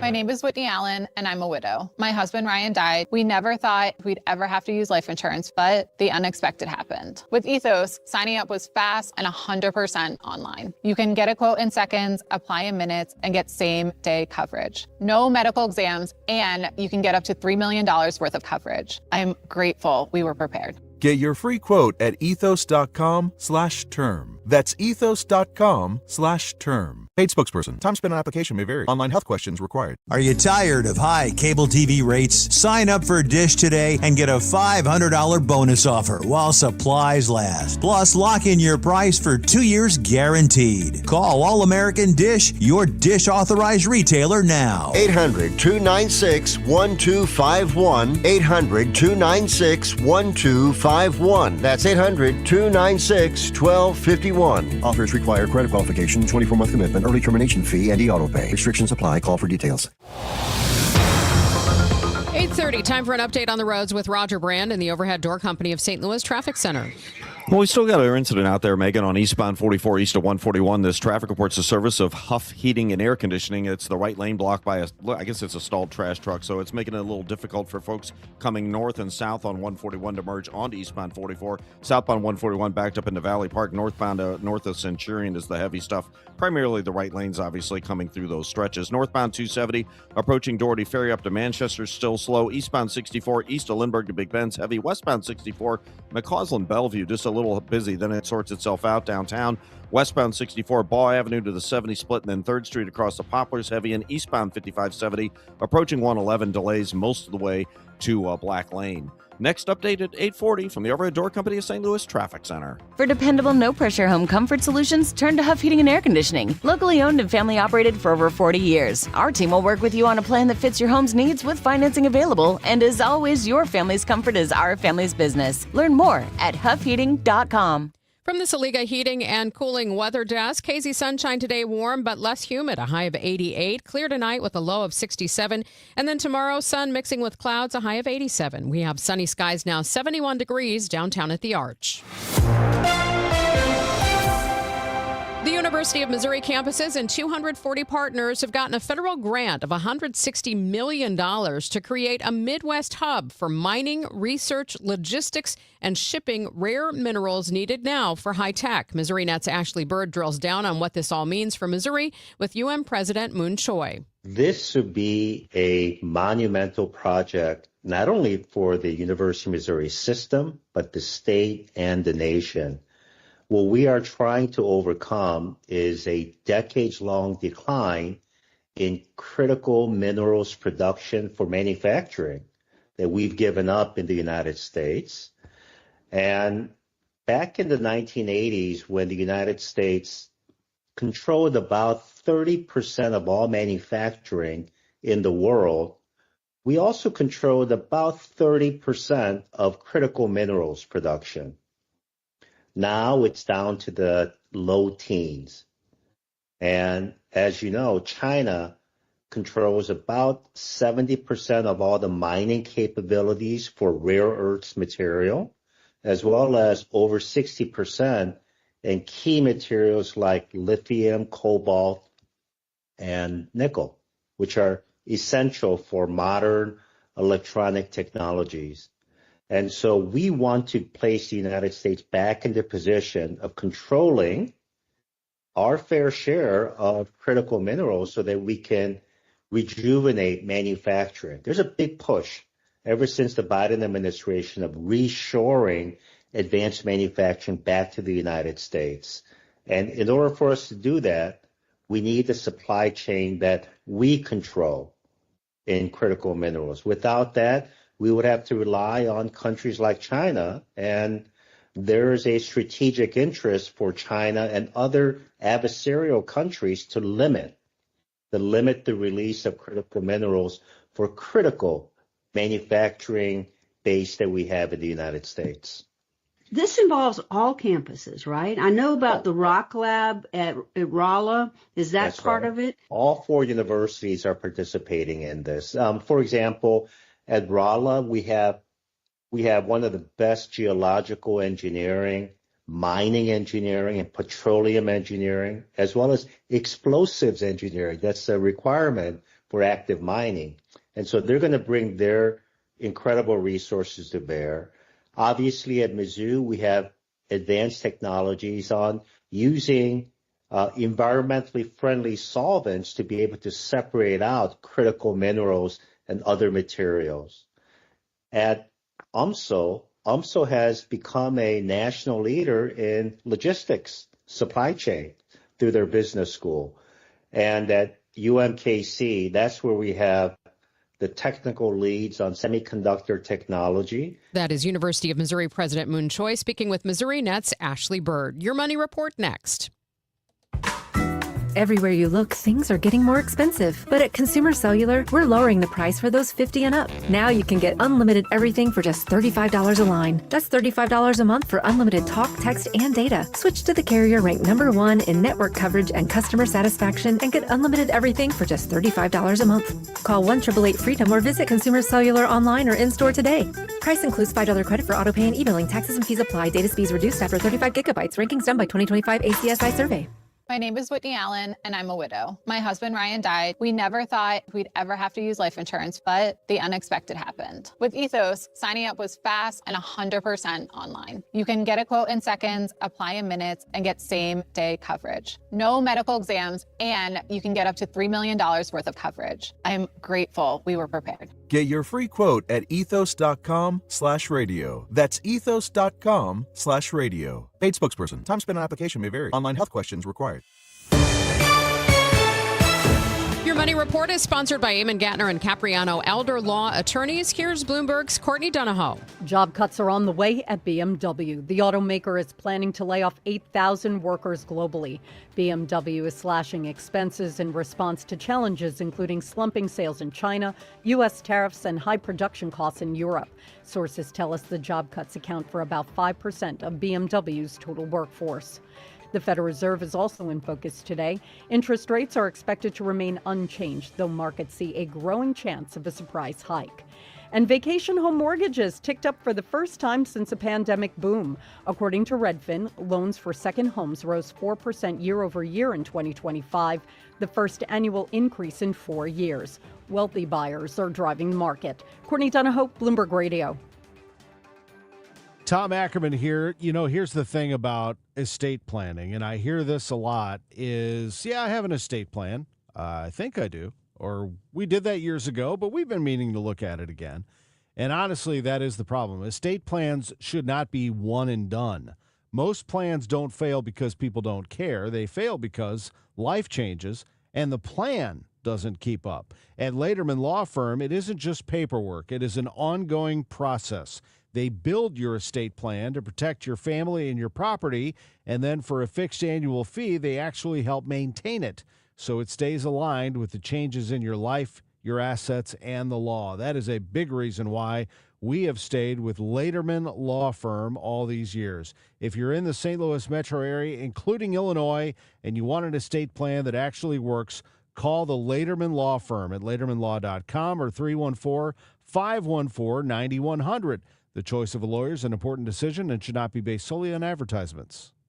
Registered lobbyist Mike Deering is not the kind of guy you want in the state Senate. Did you say he was a registered lobbyist? Sure did. When conservatives like Tricia Burns tried to pass a bill to take back the 300,000 acres in Missouri allowed to be controlled by China, lobbyist Mike Deering testified against it. When conservatives like Tricia Burns fought alongside Missouri cattlemen to require foreign beef to be labeled, lobbyist Mike Deering testified against that too. While conservatives like Tricia Burns are fighting to protect your farmland from being paved over by data centers, lobbyist Mike Deering described Google's Montgomery County hyperscale data center as a very positive thing. Deering also endorsed liberal Democrat Chris Koster for governor and openly mocked President Trump. Registered lobbyist Mike Deering, anti-Trump, pro-Democrat, bought out by foreign ag interest, and in love with data centers. Take down data center Deering on August 4th. Vote America First conservative warrior Tricia Burns for state senate. Paid for by Mo Constitutional Conservative Council PAC, Scott Lady Treasurer. If you need a new garage door, this could be your lucky day. The $5,000 sweepstakes is back with Overhead Door Company of St. Louis. A winner will be chosen at random to receive $5,000 towards new garage doors, openers, or front entry doors of their choice. Deadline to enter is the end of the month to win the $5,000 sweepstakes with Overhead Door Company of St. Louis. Enter now at overheaddoorsstlouis.com. Since 1926, celebrating 100 years. The genuine, the original Overhead Door. That's where winners go. I'm Bill Eigel. I'm a no on data centers. Last year, when a new hyperscale data center was up for a vote in St. Charles City, I'm the only candidate for county executive who stood with you in opposition. Meanwhile, Steve Ellman was writing op-eds in support of data centers. In fact, he spent $400,000 of your taxpayer money to identify 6 locations just for data centers in St. Charles County. I'm Bill Eigel, and if you don't want data centers in our county, then I'm asking for your vote on August 4th. Paid for by Eigel from Missouri. Lisa Borchers, treasurer. 8:40. Let's check the roads now with Roger Brand. He's in the Overhead Door Company of St. Louis Traffic Center. Well, Megan, we still have our incident on eastbound 44. This traffic reports the service of Steve Butts and the entire Crawford Butts family. Is still have that stalled trash truck in the right lane, eastbound 44, east of 141. Delays at 141, and it's delaying 141 traffic getting on to eastbound 44. Northbound 141 north of Carmen. We have a minor incident, a little bit of a delay there. Eastbound 64 is still heavy. Lindbergh in through Big Bend. Westbound 64 west of Hampton through McCausland, slow, and then the right lane's Big Bend out to Hanley. Look a little busy. Downtown, westbound 64 west of 3rd Street to the Poplars, slow. Eastbound 5570, you have a slowdown at 203 and then 111 to Black Lane. And it looks like we have an incident on westbound 270 between the Canal and Chain Rocks bridges, and we've got a short jam up there. As America celebrates its 250th anniversary, Steve Butts and everyone at Crawford Butts Insurance wish everyone a safe and joyful summer, proudly serving the community for generations. Happy 250th, America. I'm Roger Brand in the Overhead Door Company of St. Louis Traffic Center. Thank you, Roger. And checking that forecast for today, much nicer than it's been. Less humid, hazy sunshine. It will be warm. We'll have a high of 88. Clear skies tonight with an overnight low of 67. We have sunny skies, 71 degrees now downtown at the Arch. Thanks for listening. Information AM here on KMOX. I'm Megan Lynch. Every Wednesday, we talk to KMOX legal analyst Brad Young, partner at Harris, Young, and Kaiser. This morning, we're going to talk about Johnson & Johnson paying billions of dollars to settle baby powder lawsuits. Good morning, Brad. Good morning, Megan. So why would Johnson & Johnson pay out $5.5 billion after saying and insisting, really, that its talc is safe and didn't cause ovarian cancer? Well, there's a saying in litigation, Megan, that if nobody's happy with the settlement, it's probably a good one. And this case demonstrates that, because in this particular instance, a federal judge has already held that the plaintiffs, to some extent, have not proven their case that talcum powder could actually cause ovarian cancer. Not that it could cause, but that it did cause. And that's the standard of proof that the plaintiffs have to have. On the flip side, Johnson & Johnson is fighting a two-front war. Number one, they're fighting with having to hire attorneys for all these cases, having to pay out maybe in some situations for settlements, but also they're fighting a PR battle, because every time this is in the news, it tells consumers that their products are potentially dangerous. So in order to resolve all those issues from both the plaintiff and the defense side, Johnson & Johnson is offering up to $5.5 billion paid out over several years to resolve all these claims, but it depends upon them getting about 95% of the affected plaintiffs to sign off on this agreement. So there are tens of thousands of claims, and Johnson & Johnson has reformulated the product. What's a settlement like this really mean for all the people who have filed lawsuits? Well, a settlement would mean that, for example, if an individual woman in Idaho had ovarian cancer, she is probably thinking that her case is worth more than what this settlement would provide, because even though $5.5 billion sounds like a lot of money, and it certainly is, when you divide that by tens of thousands of people, that number goes lower. And then when you take out the attorney's fees, that money goes lower even still. So from the plaintiff's side, they're probably going to be thinking that they deserve more money because they believe that their condition was caused by the product. From the side of Johnson & Johnson, their view is it's best from their perspective to shut down all this litigation from both a cost containment and from a PR perspective. All right, we'll continue to follow that. Let's get an update now on a tech giant trial going in Nashville. Attorneys for the state of Tennessee telling jurors that Meta disregarded its own research on harm to teens. Will this case be hard to prove? Well, there is a high standard. This is a civil case, not a criminal case, but the prosecutors in Tennessee do have some major hurdles to overcome in terms of evidence, Megan. But as you suggested, when this trial got started this week, prosecutors introduced actual internal memos from Meta, from Instagram, where it showed that the engineers were aware that their algorithms intentionally fostered addictive behaviors in teens. And it even went so far as explaining how that happened by exploiting the dopamine-driven brain mechanics. And it basically said, there's a quote here in the memo that says that their features are, quote, at odds with the well-being, unquote, of users. So there is evidence that Meta knew that. However, the state has the burden here. The prosecutors have to prove that they violated the Unfair or Deceptive Practices Act under Tennessee law. Then, if they can prove that, the question becomes, what are the damages?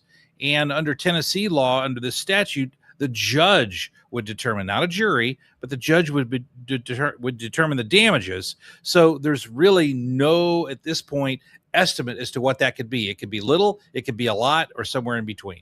So if there is a judgment in the state's favor and against Meta, what could it really mean for consumers and maybe even other tech companies that operate social media platforms?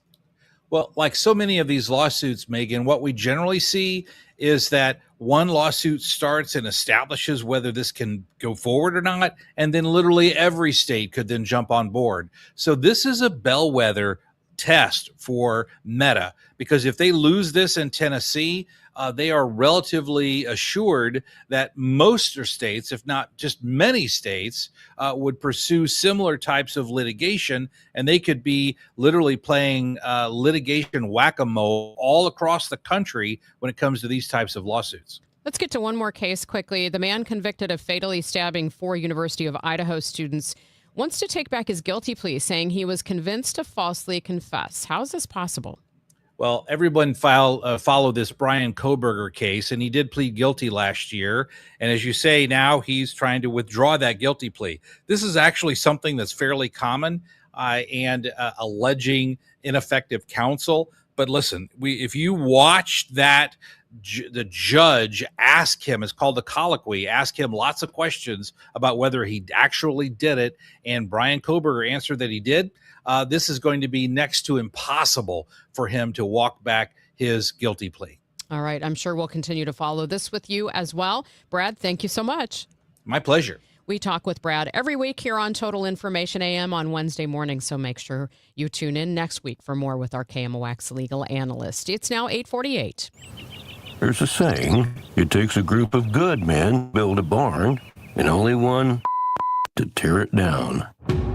Well, a few Jeff City politicians are at it again, tearing things down with Amendment 5 and Amendment 4. No on 5 and 4. 5 takes our money with higher sales taxes, higher taxes on gas, guns, and groceries, a sales tax hike on rent and diesel, seed and feed.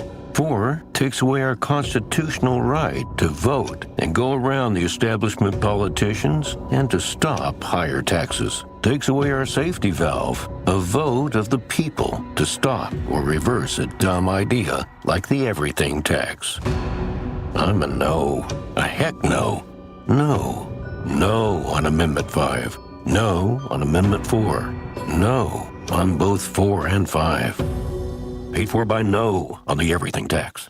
Bill, you're an old politician. Yup, sure am. So you know the old-timers warned that someone trying to sell you a pig and poke was a con man. Well, sure. Well, no offense, Tom, but your politician's Amendment 5 is a pig and a poke, helping politicians to raise our taxes without a vote of the people. And the politician's Amendment 4 takes away our power to do anything about it. Well, let's look at what's really inside 4 and 5. Oh, don't do that. 5 hits hardest seniors and those struggling financially with new taxes on services like doctor visits, in-home care, and rent. Sales taxes could more than triple. For up to 80% of Missourians, it's a tax hike. And Amendment 4 ends majority rule, effectively ending our power to stop corrupt and out-of-control politicians. Slick plan, huh? No, Tom. 4 and 5 are schemes that hurt citizens and transfer our power and our money to politicians and lobbyists. That's why I'm voting no on the politicians' Amendments 4 and 5. Paid for by Missourians for Fair Government. The 3-2 pitch with the runner going a swing. Ready to elevate your game? Join the MBA Sportscasters Forum on Tuesday, September 15th in St. Louis. Learn from Cardinals beat reporters, broadcasters, and Hall of Famer John Rooney as they break down play-by-play, reporting, interviewing, and covering the game. Then cap off the day with the Cardinals versus Giants at Busch Stadium. Step into the booth, sharpen your skills. Go to KMOX.com/events for details and registration. Broadcasting from the Scott Credit Union Studio, 104.1 FM, KMOX. We are reaching that time of year when we have to start thinking about how to get back into school routines for our children. I had a great conversation about how to create a realistic routine reset with Dr. Erica Rutledge, licensed clinical psychologist, mental health consultant, and founder of Wellness in Actions. I feel like I'm already trying to do this with my kids, and it's painful. Yeah, I feel like I'm like August. I'm just gonna wait till August, and then we'll start. Right. Yeah. So it seemed to me that sleep can sometimes be the biggest part of resetting your back to school routines. How do we start to get our families back on track if those sleep routines have been disrupted? Yeah, I would say definitely starting small. So trying not to starting small and starting early. I guess saying two things.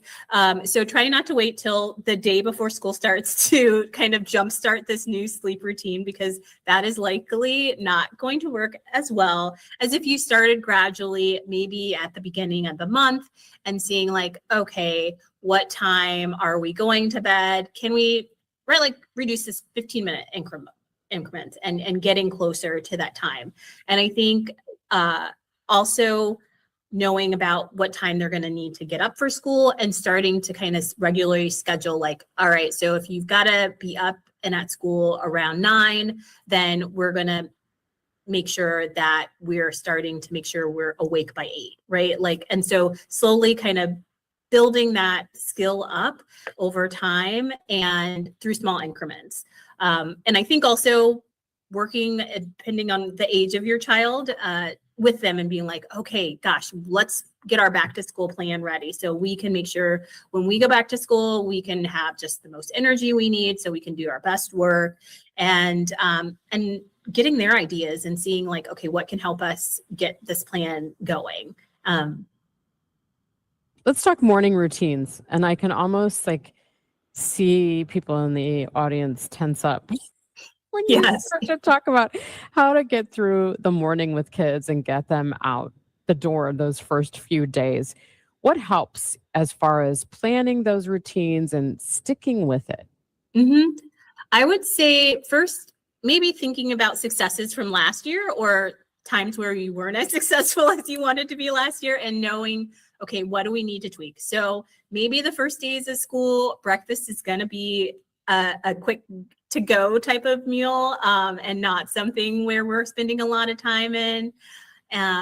What can we do beforehand? Knowing that this is a new routine, this is a new transition. So are there any things we can kind of put off of the morning to-do list and put kind of in the evening beforehand, like book bags ready, clothes out, shoes by the door. So just less things that we need to do. I think also just giving yourself and your child grace, knowing that this is a really new transition. And, you know, if you don't make it to school on time the first day, it is not the end of the world. It's an opportunity to get better for the second day. And so just knowing we're going to try our best today, we're going to see where our opportunities for improvement are in our kind of morning routine and schedule, and then kind of get better. Luckily, we've got a lot more days of school to practice and get better with. So don't get so caught up in that routine. I think also I noticed that, gosh, as a caregiver, getting my kids ready, like I need to check myself before I can try to check my kids. So trying to, again, be that calm presence. If you are able to flex your time so you don't have to be rushing to work right after getting them to work for the first day or two, that may be something that you could try so that you're giving yourself a little bit more capacity to kind of help them and not have to go through all of typical routines, because you need maybe a little more bandwidth to get your kids together. What about screen time routines? I hear different things from parents. Some of them say, you know, oh gosh, my kid has had more screen time because they've had more free time. And some families say, my kids haven't had as much because, you know, they aren't at school on the iPad or the Chromebook. So how do you balance that and get the kids used to what they're going to be dealing with for the school year? Yeah. And I think, again, different kids respond differently to screen time. Some kids kind of just okay, I'm on here a little bit. Now I'm ready to do other things. I think the biggest recommendation I have is making sure that screen time is not the only outlet for interest or social supports or connections. And are there other opportunities they can get involved with, clubs, activities, extracurriculars, that can also meet that connection need that a lot of youth and adolescents have? And so that only connection isn't tied to a screen. And as we just came and talked about sleep, I think screen time is also a really important thing. Generally recommend that people turn down screens an hour before bedtime. And because knowing that light from screens, that can activate our brains, making it harder to fall asleep. And also, right, like as a caregiver, how hard is that for you to put down your phone an hour beforehand? Can you walk the walk with them and be like, all right, this is a family effort. Everybody's phone is in here this hour before bedtime. and seeing what you notice too. So maybe that could be another strategy to help with managing screen time. I think the youth, they are super cognizant and aware of screens and want strategies not only for themselves, but like for their culture too, to be able to connect. And so asking them, what do you feel like your goals are related to screen time? Do you feel like you want to have these kind of times of the day where you're not connected? And it can be hard too, because a lot of the homework they have to do can be related to things they have to get online for. And so how can you kind of set that boundary for yourself and them? That's Dr. Erica Rutledge, licensed clinical psychologist and founder of Wellness in Actions. Over the coming weeks, she's going to help us with a lot of back to school topics, from little kids all the way up to college kids. Next week, we're going to look at how not to increase your kids' anxiety about going back to school. Time now for today's Spotlight on Health Trends, sponsored by LendSeek. Is your vacation leaving you more stressed than relaxed? Experts at the Cleveland Clinic say the secret to a peaceful getaway is to pace, don't race. Ditch the overstuffed itinerary and leave wide open gaps in your day for spontaneous fun. Stick to your sleep routine, stay hydrated, and lower your expectations. Expecting a perfect trip only breeds anxiety. Most importantly, put the phone camera away and just enjoy the moment. I'm Margie Schaefer. At LendSeek, we know running a business takes heart, hustle, and sometimes a little help. That's why we stand with you with our exclusive AI lending platform, connecting you to over 100 funders. If you've been in business for at least